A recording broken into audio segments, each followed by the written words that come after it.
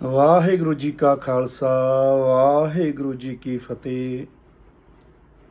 ਜਗਤ ਗੁਰੂ ਗੁਰੂ ਨਾਨਕ ਸਾਹਿਬ ਦੇ ਪਿਆਰ ਵਾਲੀਆਂ ਸੰਗਤਾਂ ਦੇ ਚਰਨਾਂ ਦੀ ਧੂੜ ਦਾਸ ਤੁਹਾਡਾ ਆਪਣਾ ਮਾਂ ਦੇਸਾਂ ਨੰਦਨ ਜਸਵੀਰ ਸਿੰਘ ਮੁੱਖ ਸੇਵਾਦਾਰ ਗੁਰਦੁਆਰਾ ਬੁਰਜ ਸਾਹਿਬ ਮਾਈ ਦੇਸਾਂ ਪਾਤਸ਼ਾਹੀ 10ਵੀਂ ਪਿੰਡ ਚੱਕ ਫਤਿਹ ਸਿੰਘ ਵਾਲਾ ਨੇੜੇ ਭੁੱਚੋ ਮੰਡੀ ਜ਼ਿਲ੍ਹਾ ਬਠਿੰਡਾ ਦੇਸ਼ ਪੰਜਾਬ। ਇਹ ਉਹ ਪਾਵਨ ਪਵਿੱਤਰ ਸਥਾਨ ਹੈ ਜਿੱਥੇ ਸੱਚੀ ਸਰਕਾਰ ਸਾਹੇ ਸਹਿਨਸ਼ਾਹ ਸਾਹਿਬੇ ਕਮਾਲ ਗੁਰੂ ਗੋਬਿੰਦ ਸਿੰਘ ਸਾਹਿਬ ਮਹਾਰਾਜ ਪਾਤਸ਼ਾਹ ਮਾਤਾ ਸਾਹਿਬ ਕੌਰ ਸੁੰਦਰ ਕੌਰ ਸਮੇਤ 1706 ਈਸਵੀ ਦੇ ਵਿੱਚ ਦਮਦਮਾ ਸਾਹਿਬ ਤੋਂ ਚੱਲ ਕੇ ਇੱਥੇ ਆਏ। ਮਾਂ ਦੇਸਾਂ ਦੇ ਪਿਆਰ ਸਦਕਾ ਇਸ ਘਰ ਵਿੱਚ 9 ਦਿਨ ਠਹਿਰੇ। ਜਿਸ ਬੁਰਜ ਸਾਹਿਬ ਨੂੰ ਭਾਗ ਲਾਏ ਸੀ ਠਹਿਰੇ ਸੀ, ਉਹ ਅੱਜ ਵੀ ਉਸੇ ਰੂਪ ਦੇ ਵਿੱਚ ਸਹੀ ਸਲਾਮਤ ਹੈ, ਜਿਹਦੇ ਦਰਸ਼ਨ ਦਿਦਾਰੇ ਕਰਨ ਲਈ ਦੇਸ਼ ਵਿਦੇਸ਼ ਤੋਂ ਸੰਗਤਾਂ ਆਉਂਦੀਆਂ ਰਹਿੰਦੀਆਂ। ਬੜਾ ਭਾਗਾਂ ਵਾਲਾ ਸਥਾਨ ਹੈ ਜੋ ਅੱਜ ਵੀ ਉਹਨਾਂ ਸਾਰੀਆਂ ਯਾਦਾਂ ਨੂੰ ਸਾਂਭੀ ਬੈਠਾ ਹੈ ਜੋ ਸਤਿਗੁਰੂ ਬਖਸ਼ਿਸ਼ ਕਰਕੇ ਗਏ। ਜੋ ਬ੍ਰਹਮ ਗਿਆਨ ਦੀਆਂ ਦਾਤਾਂ ਸਾਹਿਬੇ ਕਮਾਲ ਗੁਰੂ ਗੋਬਿੰਦ ਸਿੰਘ ਸਾਹਿਬ ਮਹਾਰਾਜ ਪਾਤਸ਼ਾਹ ਨੇ ਮਾਂ ਦੇਸਾਂ ਦੀ ਝੋਲੀ ਪਾਈਆਂ। ਆਦਿ ਸ੍ਰੀ ਗੁਰੂ ਗ੍ਰੰਥ ਸਾਹਿਬ ਜੀ ਦੇ ਵਿੱਚੋਂ ਦਸੀਆਂ ਵਿਧੀਆਂ ਜੁਗੋ ਜੁਗ ਅਟਲ ਪੂਰਨ ਸਤਿਗੁਰੂ ਸਾਹਿਬ ਸ੍ਰੀ ਗੁਰੂ ਗ੍ਰੰਥ ਸਾਹਿਬ ਜੀ ਦੇ ਪਾਠ ਕਰਨ ਨਾਲ, ਮੰਨਣ ਕਰਨ ਨਾਲ, ਚਿੰਤਨ ਕਰਨ ਨਾਲ ਉਹ ਵਿਧੀਆਂ ਮਿਲ ਜਾਂਦੀਆਂ ਆਪਣੇ ਆਪ ਵੀ। ਇਹ ਬੜੀ ਰਹਿਮਤ ਤੇ ਕਿਰਪਾ ਸਤਿਗੁਰਾਂ ਦੀ। ਸਾਡੀ ਤਾਂ ਅਗਵਾਈ ਬਚਪਨ ਤੋਂ ਮਾਤਾ ਜੀ ਨੇ ਕੀਤੀ, ਬੜੇ ਹੀ ਭਾਗ ਲਾਏ। ਤੇ ਜਿਹੜੇ ਵੀ ਸੁਣਨ ਵਾਲੇ ਨੇ ਸਭ ਨੂੰ ਇਹੀ ਅਰਜ਼ ਹੈ, ਬੇਨਤੀ ਹੈ, ਗੁਜ਼ਾਰਿਸ਼ ਹੈ ਕਿ ਟਾਈਮ ਚੋਂ ਟਾਈਮ ਕੱਢ ਕੇ ਅਸੀਂ ਇਹ ਜਗਤ ਤਮਾਸ਼ੇ ਨੂੰ ਵੇਖਣ ਆਏ ਹਾਂ। ਇਹਨੂੰ ਜਾਣ ਕੇ ਵਾਪਸ ਜਾਣਾ ਸਭ ਨੇ। ਜਾਣ ਤੋਂ ਪਹਿਲਾਂ ਅਸੀਂ ਜਾਣ ਜੀਏ ਕਿ ਅਸੀਂ ਕੌਣ ਆ, ਤੇ ਇਹ ਜਾਣਨ ਲਈ ਗੁਰੂ ਗ੍ਰੰਥ ਸਾਹਿਬ ਦੀ ਬਾਣੀ ਤੋਂ ਵੱਡੀ ਕੋਈ ਚੀਜ਼ ਨਹੀਂ ਹੈ ਦੁਨੀਆ ਦੇ ਵਿੱਚ। ਤੁਸੀਂ ਖੁਦ ਚਿੰਤਨ ਕਰੋ, ਪੜ੍ਹੋ, ਸੁਣੋ, ਅਰਦਾਸ ਕਰਦੇ ਰਹੋ ਕਿ ਹੇ ਸੱਚੇ ਪਾਤਸ਼ਾਹ ਸਹੀ ਪਿਆਰੇ ਮੇਲ ਜਿੰਨਾ ਮਿਲਿਆ ਤੇਰਾ ਨਾਮ ਚਿਤਾਵੇ। ਉਹ ਨਾਮੀ ਗੁਰਸਿੱਖ ਸਾਧੂ ਸੰਤ ਸੱਜਣ ਸਤਿਗੁਰ ਪੂਰੇ ਤੂੰ ਟਕਰਾ ਸਕਦਾ, ਤੂੰ ਮਿਲਾ ਸਕਦਾ। ਤੈਨੂੰ ਤਾਂ ਪਤਾ ਨਾ ਜਾਗਿਆ ਹੋਇਆ ਕਿੱਥੇ ਬੈਠਾ ਹੈ, ਤੇ ਸਾਡੇ ਨਾਲ ਮਿਲਾ ਦੇ। ਇਹੀ ਅਰਦਾਸ ਮਾਂ ਦੇਸਾਂ ਦੀ ਸੀ ਕਿ ਪਾਤਸ਼ਾਹ ਜਦੋਂ ਤੁਸੀਂ ਅਨੰਦਪੁਰ ਸਾਹਿਬ ਸੀ, ਮੈਂ ਬੜੀਆਂ ਸੇਵਾ ਕੀਤੀਆਂ, ਘਰ ਵਾਲੇ ਦੇ ਨਾਲ ਆ ਕੇ 2-2 3-3 ਮਹੀਨੇ ਰਹੀ। ਮਾਤਾ ਜੀ ਹੋਰਾਂ ਨਾਲ ਸਾਂਝਾਂ ਪਾਈਆਂ, ਸਾਹਿਬਜ਼ਾਦਿਆਂ ਦੇ ਦਰਸ਼ਨ ਕੀਤੇ, ਉਹਨਾਂ ਨੂੰ ਖੜਾਇਆ। ਪਰ ਅੱਜ ਜਿਹੜਾ ਸਮਾਂ ਚੱਲ ਰਿਹਾ, ਪਤਾ ਨਹੀਂ ਜੰਗਾਂ ਯੁੱਧਾਂ 'ਚ ਤੁਸੀਂ ਕਿੱਥੇ ਹੋ। ਮੈਨੂੰ ਨਹੀਂ ਪਤਾ, ਮੈਂ ਨਿਮਾਣੀ ਆ, ਮੈਂ ਆਮ ਗੁਰਸਿੱਖ ਦੀ ਧੀ ਆ। ਤੁਹਾਨੂੰ ਤਾਂ ਪਤਾ ਨਾ, ਤੁਹਾਨੂੰ ਕੋਈ ਤੁਹਾਡਾ ਪਿਆਰਾ ਯਾਦ ਕਰ ਰਿਹਾ ਤੇ ਹੈ ਕਿੱਥੇ ਵੀ। ਤੁਸੀਂ ਤਾਂ ਅੰਤਰਜਾਮੀ ਹੋ, ਤੀਨੇ ਕਾਲਾਂ ਦੀਆਂ ਗੱਲਾਂ ਜਾਣਦੇ ਹੋ।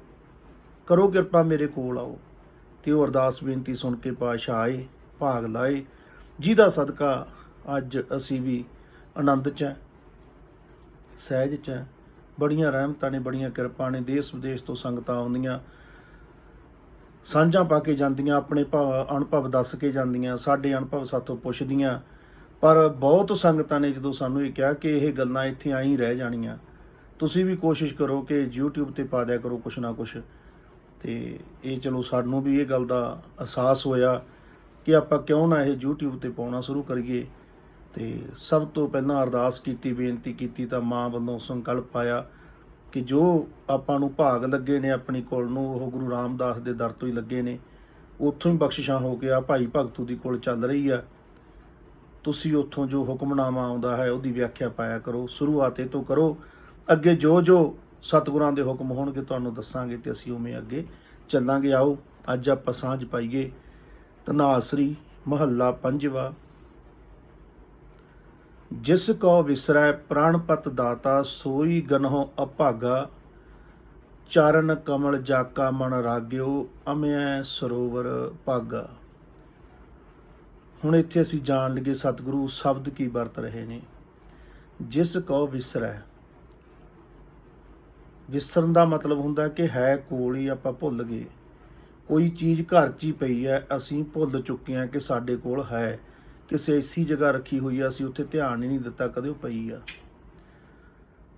ਬਹੁਤ ਇਹੋ ਜਿਹੇ ਹਾਦਸੇ ਸਾਡੇ ਨਾਲ ਹੁੰਦੇ ਆ। ਕਈ ਵਾਰ ਸਾਡੇ ਕੋਲ ਹੀ ਕੁਛ ਨਾ ਕੁਛ ਐਸਾ ਹੁੰਦਾ ਕਿ ਸਾਨੂੰ ਨਹੀਂ ਪਤਾ ਲੱਗਦਾ ਕਿ ਕੀ ਬਣ ਚੁੱਕਿਆ। ਜਿਵੇਂ ਮੈਨੂੰ ਇੱਕ ਗੱਲ ਯਾਦ ਆਈ ਵਾਕ ਪੜ੍ਹਨ ਸਾਰ, ਜਦੋਂ ਅਸੀਂ ਪਹਿਲਾਂ ਮੁੱਖ ਵਾਕ ਪੜ੍ਹਿਆ, ਸਾਡੇ ਆਪਣੇ ਕੋਲੇ ਬਟੂਏ ਦੀ ਕਿਸੇ ਜੇਬ 'ਚ 2000 ਰੁਪਇਆ ਪਾਇਆ ਵਾ, ਤੇ ਬਾਹਰ ਕਿਤੇ ਗਏ ਹੋਏ, ਉੱਥੇ ਲੋੜ ਪਈ ਤਾਂ ਦੂਸਰੇ ਪਾਸੇ ਪੈਸੇ ਮੁੱਕ ਗਏ, ATM ਕਿਤੇ ਚੱਲੇ ਕੋਈ ਨਾ, ਤੇ ਬੜਾ ਉੱਥੇ ਖੱਜਲ ਖੁਆਰ ਹੋਏ ਇਸ ਗੱਲ ਬਿਨਾਂ ਕਿ ਹੁਣ ਇੱਥੋਂ ਜਾਈਏ ਕਿਵੇਂ।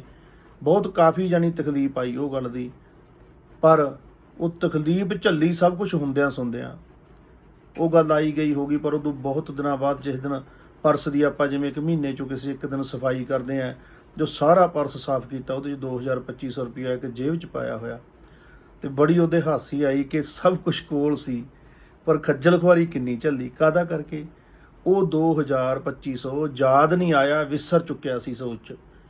ਇਸੇ ਤਰ੍ਹਾਂ ਮਹਾਰਾਜ ਕਹਿੰਦੇ ਤੁਹਾਨੂੰ ਤੁਹਾਡੇ ਪ੍ਰਾਣਾਂ ਦਾ ਜਿਹੜਾ ਪਤੀ ਆ, ਪ੍ਰਾਣਾਂ ਦਾ ਦਾਤਾ, ਉਹ ਕਹਿੰਦੇ ਤੁਹਾਡੇ ਚੇਤੇ ਹੀ ਨਹੀਂ ਇਹ ਗੱਲ ਕਿ ਸਾਨੂੰ ਕਿਸੇ ਨੇ ਤੋਰਿਆ। ਸਾਡਾ ਕੋਈ ਮਾਲਕ ਖਸਮ ਵੀ ਹੈਗਾ। ਹਰ ਕੋਈ ਐਂ ਹੀ ਬਣਿਆ ਫਿਰਦਾ ਕਿ ਮੈਂ ਪਤਾ ਨਹੀਂ ਕੌਣ ਆ ਤੇ ਕੀ ਕਰ ਦੂੰ ਮੈਂ ਹੀ ਚੱਲਦੀ ਆ ਸਾਰਾ ਦਿਨ। ਮਹਾਰਾਜ ਕਹਿੰਦੇ ਜਿਸ ਕੋ ਵਿਸਰੈ ਪ੍ਰਾਣਪਤ ਦਾਤਾ, ਜਿਹਨੂੰ ਆਪਣੇ ਪ੍ਰਾਣਾਂ ਨੂੰ ਦੇਣ ਵਾਲਾ ਦਾਤਾ ਵਿਸਰ ਜਾਂਦਾ ਨਾ, ਜਿਹਨੇ ਤੁਹਾਨੂੰ ਇੱਥੇ ਤੋਰਿਆ ਸੰਸਾਰ 'ਚ, ਸੋਈ ਗਣਹੁ ਅਭਾਗਾ। ਕਹਿੰਦੇ ਬਹੁਤ ਮਾੜੇ ਭਾਗਾਂ ਵਾਲਾ ਜਿਹਦੇ ਗੱਲ ਚੇਤੇ ਹੀ ਨਹੀਂ ਹੈ ਕਿ ਮੇਰਾ ਕੋਈ ਪਰਮ ਪਿਤਾ ਵੀ ਹੈ, ਕੋਈ ਐਸੀ ਸ਼ਕਤੀ ਹੈ ਜਿਹਦੇ ਅਧੀਨ ਇੱਕ ਰਗਤ ਤੇ ਬਿੰਦ ਦੇ ਥੋੜੇ ਜਿਹੇ ਕਣ ਤੋਂ ਆ ਬੋਡੀ ਬਣ ਜਾਂਦੀ ਆ, ਇਨਸਾਨ ਬਣ ਜਾਂਦਾ। ਕਿਵੇਂ ਬਣਦਾ ਇਹ ਗੱਲ ਚੇਤੇ ਹੀ ਨਹੀਂ। ਕੌਣ ਆ ਬਣਾਉਣ ਵਾਲਾ ਇਸ ਤਰ੍ਹਾਂ ਦੇ ਅੰਗ? ਕੌਣ ਆ ਇਹ ਸਰੀਰ ਨੂੰ ਇਸ ਤਰ੍ਹਾਂ ਘਾੜਤਾਂ ਕੱਢਣ ਵਾਲਾ? ਕੌਣ ਆ ਬਨਸਪਤੀ ਦੇ ਪੱਤਿਆਂ ਦੇ ਡਿਜ਼ਾਈਨ ਬਣਾਉਣ ਵਾਲਾ ਇੱਕੋ ਜਿਹੇ? ਕੌਣ ਆ ਜੈਬਰੇ ਦੇ ਧਾਰੀਆਂ ਮਾਰਨ ਵਾਲਾ? ਜਦੋਂ ਇਹ ਗੱਲਾਂ ਵਿਸਰ ਜਾਂਦੀਆਂ ਨਾ, ਕੱਲੀ ਮੈਂ ਹੀ ਸ਼ੁਰੂ ਹੋ ਜਾਂਦੀ ਆ, ਥੋੜਾ ਜਿਹਾ ਦਾਇਰਾ ਬਣ ਜਾਂਦਾ, ਖੂਹ ਦਾ ਡੱਡੂ ਜਿਹਨੂੰ ਕਹਿ ਲਈਏ, ਉਦੋਂ ਫਿਰ ਟਪੂਸੀਆਂ ਹੋਰ ਗਲਤ ਲਾਉਂਦਾ। ਤੇ ਮਹਾਰਾਜ ਕਹਿੰਦੇ ਜਿਸ ਕੋ ਵਿਸਰੈ ਪ੍ਰਾਣਪਤ ਦਾਤਾ, ਪ੍ਰਾਣ ਸਾਡੇ ਸਵਾਸਾਂ ਦੇ ਵਿੱਚ ਇੱਕ ਹੋਰ ਫੋਰਸ ਹੈ। ਇੱਕ ਤਾਂ ਇਕੱਲੇ ਸਵਾਸ ਹੈ, ਇਹ ਖਾਲੀ ਵੀ ਰਹਿਣ ਲੱਗ ਜਾਂਦੇ ਆ ਜਦੋਂ ਮੌਤ ਆਉਣੀ ਹੁੰਦੀ ਆ। ਖਾਲੀ ਜਾਂਦੇ ਆ ਤੇ ਖਾਲੀ ਆਉਂਦੇ ਆ, ਅੰਦਰੋਂ ਪ੍ਰਾਣਾਂ ਨੂੰ ਬਾਹਰ ਲਿਆਉਣ ਲੱਗ ਜਾਂਦੇ ਆ। ਪਹਿਲਾਂ ਪ੍ਰਾਣਾਂ ਨੂੰ ਲੈ ਕੇ ਜਾਂਦੇ ਆ, ਦੇ ਕੇ ਆਉਂਦੇ ਆ, ਅਸੀਂ ਜਿਉਂਦੇ ਰਹਿੰਦੇ ਆ। ਤੇ ਜਦੋਂ ਸਾਡੇ ਤੋਂ ਭਾਣਾ ਵਾਪਰਨ ਵਾਲਾ ਹੁੰਦਾ, ਇਹਦੇ ਵਿਗਿਆਨੀ ਇਹ ਦੱਸਦੇ ਨੇ, ਜੋ ਸਾਧਕ ਨੇ, ਜੋ ਰਿਸ਼ੀ ਮੁਨੀ ਨੇ, ਕਿ 6 ਮਹੀਨੇ ਪਹਿਲਾਂ ਤਕਰੀਬਨ ਉਹ ਗੰਢ ਖੁੱਲ੍ਹ ਜਾਂਦੀ ਆ, ਪ੍ਰਾਣ ਅੰਦਰ ਨਹੀਂ ਜਾਂਦੇ, ਅੰਦਰੋਂ ਬਾਹਰ ਨੂੰ ਆਉਣੇ ਸ਼ੁਰੂ ਹੋ ਜਾਂਦੇ ਆ, ਤੇ ਉਹ ਭਾਣਾ ਵਾਪਰ ਜਾਂਦਾ। ਜਿਸ ਕੋ ਵਿਸਰੈ ਪ੍ਰਾਣਪਤ ਦਾਤਾ, ਸੋਈ ਗਣਹੁ ਅਭਾਗਾ। ਮਹਾਰਾਜ ਕਹਿੰਦੇ ਅਭਾਗਾ ਜੇ ਕਿਸੇ ਨੂੰ ਮੰਨਣਾ ਨਾ, ਉਹਨੂੰ ਮੰਨੋ ਜਿਹੜਾ ਆਪਣੇ ਮੂਲ ਨੂੰ ਭੁੱਲ ਚੁੱਕਿਆ, ਜਿਹੜਾ ਆਪਣੇ ਆਪੇ ਨੂੰ ਭੁੱਲ ਚੁੱਕਿਆ ਕਿ ਮੈਂ ਸੰਸਾਰ 'ਚ ਕਿਉਂ ਆ, ਕਿਵੇਂ ਮੈਂ ਆਇਆ, ਮੇਰੀ ਜਰਨੀ ਕੀ ਆ, ਮੈਂ ਕਰਕੇ ਕੀ ਜਾਣਾ। ਚਰਨ ਕਮਲ ਜਾਕਾ ਮਨ ਰਾਗਿਓ, ਅਮਿਆ ਸਰੋਵਰ ਪਾਗਾ। ਕਹਿੰਦੇ ਜਿਹੜਾ ਜਿਸ ਮਨੁੱਖ ਦਾ ਮਨ ਪਰਮਾਤਮਾ ਦੇ ਕੋਮਲ ਚਰਨਾਂ ਦਾ ਪ੍ਰੇਮੀ ਹੋ ਜਾਂਦਾ, ਰਾਗਿਓ ਦਾ ਮਤਲਬ ਹੁੰਦਾ ਪ੍ਰੇਮੀ ਹੋ ਜਾਣਾ,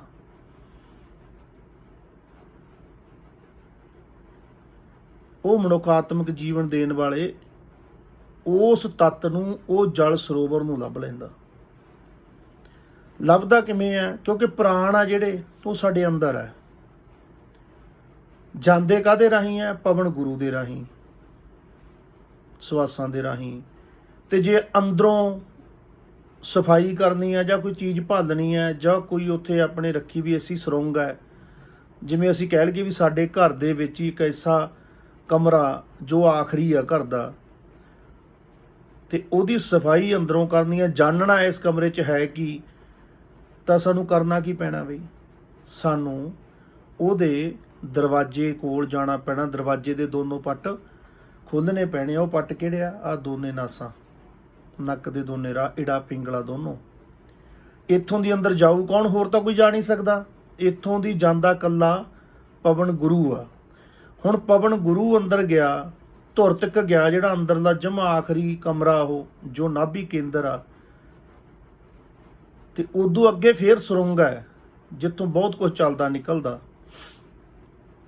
ਤੇ ਸਾਡੀ ਜਦੋਂ ਆ ਸੁਰਤ, ਜਿਹੜੀ ਸਾਡੀ ਸੋਚ ਤੇ ਸਾਡਾ ਹੋਸ਼ ਆ, ਜਿਹੜਾ ਜਿਹਨੂੰ ਮਹਾਰਾਜ ਨੇ ਧਿਆਨ ਕਿਹਾ, ਇਹ ਧਿਆਨ ਜਦੋਂ ਸਵਾਸਾਂ ਦੇ ਨਾਲ ਨਾਲ ਜਮਾ ਨਾਲ ਉਵੇਂ ਜਾਣਾ ਸ਼ੁਰੂ ਹੋ ਜਾਂਦਾ, ਉੱਥੇ ਇਹਦੀ ਸਾਂਝ ਬਣ ਆਉਂਦੀ ਆ। ਉੱਥੇ ਸ਼ਬਦ ਗੁਰੂ ਦੇ ਝਣਕਾਰੇ ਪੈਂਦੇ ਆ। ਉੱਥੇ ਉਹਦੀ ਸਾਊਂਡ ਸੁਣਾਈ ਦਿੰਦੀ ਆ, ਉੱਥੇ ਉਹਦਾ ਤੱਤ ਪਤਾ ਲੱਗਦਾ। ਜਿਵੇਂ ਬਰਫ਼ ਵਾਲੇ ਕਾਰਖਾਨੇ ਦੇ ਵਿੱਚ ਜਾ ਵੜੀਏ ਤਾਂ ਬਰਫ਼ ਵਾਲੇ ਕਾਰਖਾਨੇ ਦੇ ਵਿੱਚ ਦੂਰ ਤੋਂ ਹੀ ਠੰਡ ਦਾ ਪਤਾ ਲੱਗਣਾ ਸ਼ੁਰੂ ਹੋ ਜਾਂਦਾ। ਹਾਲੇ ਬਰਫ਼ ਦੀਆਂ ਸਿੱਲੀਆਂ ਕਿਤੇ ਹੋਰ ਪਈਆਂ, ਪਰ ਉਹਦੀ ਠੰਡ ਮਹਿਸੂਸ ਹੋਣੀ ਸ਼ੁਰੂ ਹੋ ਜਾਂਦੀ ਹੈ। ਇਸੇ ਤਰ੍ਹਾਂ ਜਦੋਂ ਸਾਡੀ ਸੁਰਤ ਪ੍ਰਾਣਾਂ ਦੇ ਨਾਲ ਨਾਭੀ ਤਿੱਕਰ ਜਾਣੀ ਸ਼ੁਰੂ ਹੋ ਜਾਂਦੀ ਹੈ, ਉਹਨੂੰ ਉੱਥੋਂ ਦੀਆਂ ਖੁਸ਼ਬੂਆਂ, ਉੱਥੋਂ ਦੇ ਅਣਹੱਦ ਨਾਦ, ਪੰਜ ਸ਼ਬਦ ਸੁਣਨੇ ਸ਼ੁਰੂ ਹੋ ਜਾਂਦੇ ਅਤੇ ਉਹ ਮਸਤ ਹੋਣਾ ਸ਼ੁਰੂ ਹੋ ਜਾਂਦਾ। ਉਹਨੂੰ ਇੱਕ ਅਲੌਕਿਕ ਖੁਸ਼ੀ ਮਿਲਣੀ ਸ਼ੁਰੂ ਹੋ ਜਾਂਦੀ ਹੈ। ਚਰਨ ਕਮਲ ਜਾਕਾ ਮਨ ਰਾਗਿਓ, ਅਮਿਆ ਸਰੋਵਰ ਪਾਗਾ। ਉੱਥੇ ਅਮਿਆ ਕੀ ਹੁੰਦਾ? ਅੰਮ੍ਰਿਤ ਦਾ ਸਰੋਵਰ ਆ, ਅੰਮ੍ਰਿਤ ਦਾ ਸਰੋਵਰ ਹੈ, ਉਵੇਂ ਕੁੰਡ ਹੈ, ਸਾਰਾ ਕੁਛ ਹੀ ਉਵੇਂ ਨਾ। ਦਰਬਾਰ ਸਾਹਿਬ ਨੂੰ ਜੋ ਦੇਖਾਂਗੇ ਅਸੀਂ ਉਵੇਂ ਮੰਨ ਲਓ ਜਿਹੜਾ ਪਿੰਗਲਾ। ਜਾਣੇ ਅਸੀਂ ਕਿੱਧਰ ਦੀਆਂ? ਇੜਾ ਵਾਲੇ ਪਾਸੇ ਦੀ, ਜਾਣੀ ਠੰਡਾ ਪਾਸਾ ਜਿਹੜਾ। ਇਹਦੀਆਂ ਵਿਧੀਆਂ ਅੱਗੇ ਆਉਣੀਆਂ, ਉਹ ਸ਼ਬਦ 'ਚ ਆਪਾਂ ਦੱਸਾਂਗੇ। ਜਦੋਂ ਮਹਾਰਾਜ ਕਹਿੰਦੇ ਆ ਤੂੰ ਪਿੰਗਲਾ ਨੂੰ ਬੰਦ ਕਰ, ਤੇੜਾ ਰਾਹੀਂ ਸਵਾਸ ਲੈ ਜਾ, ਸੱਸ ਸਰ ਸੋਖ ਲੈ, ਤੇ ਉੱਥੇ ਰੁਕ, ਇਹ ਦੇਖ ਸਾਰਾ ਕੁਛ, ਤੇ ਦੂਜੇ ਪਾਸੇ ਦੀ ਬਾਹਰ ਆ। ਤੇ ਜਦੋਂ ਅਸੀਂ ਜਾਂਦੇ ਆ, ਸਾਨੂੰ ਮੱਥਾ ਟੇਕ ਕੇ ਕਿਹੜੇ ਪਾਸੇ ਨੂੰ ਜਾਣਾ ਪੈਂਦਾ? ਸਾਨੂੰ ਖੱਬੇ ਪਾਸੇ ਨੂੰ। ਖੱਬੇ ਪਾਸੇ ਵਾਲਾ ਪਾਸਾ ਸਾਨੂੰ ਪਹਿਲਾਂ ਪਤਾ ਲੱਗਦਾ, ਜਾਣੀ ਖੱਬੇ ਕੰਨ ਤੋਂ ਅਣਹੱਦ ਨਾਦ ਦੀ ਜਿਹੜੀ ਗੂੰਜ ਆ ਸਾਨੂੰ ਪਹਿਲਾਂ ਸੁਣਦੀ ਆ। ਕੁਦਰਤੀ ਹੈ ਇਹ ਤਕਰੀਬਨ, ਉਹ ਤਾਂ ਹੀ ਵਿਧਾਨ ਬਣਾਏ ਹੁੰਦੇ ਆ ਸਾਰੇ। ਇਸੇ ਪਾਸੇ ਹੀ ਕੀਰਤਨ ਹੁੰਦਾ, ਖੱਬੇ ਪਾਸੇ ਹੀ।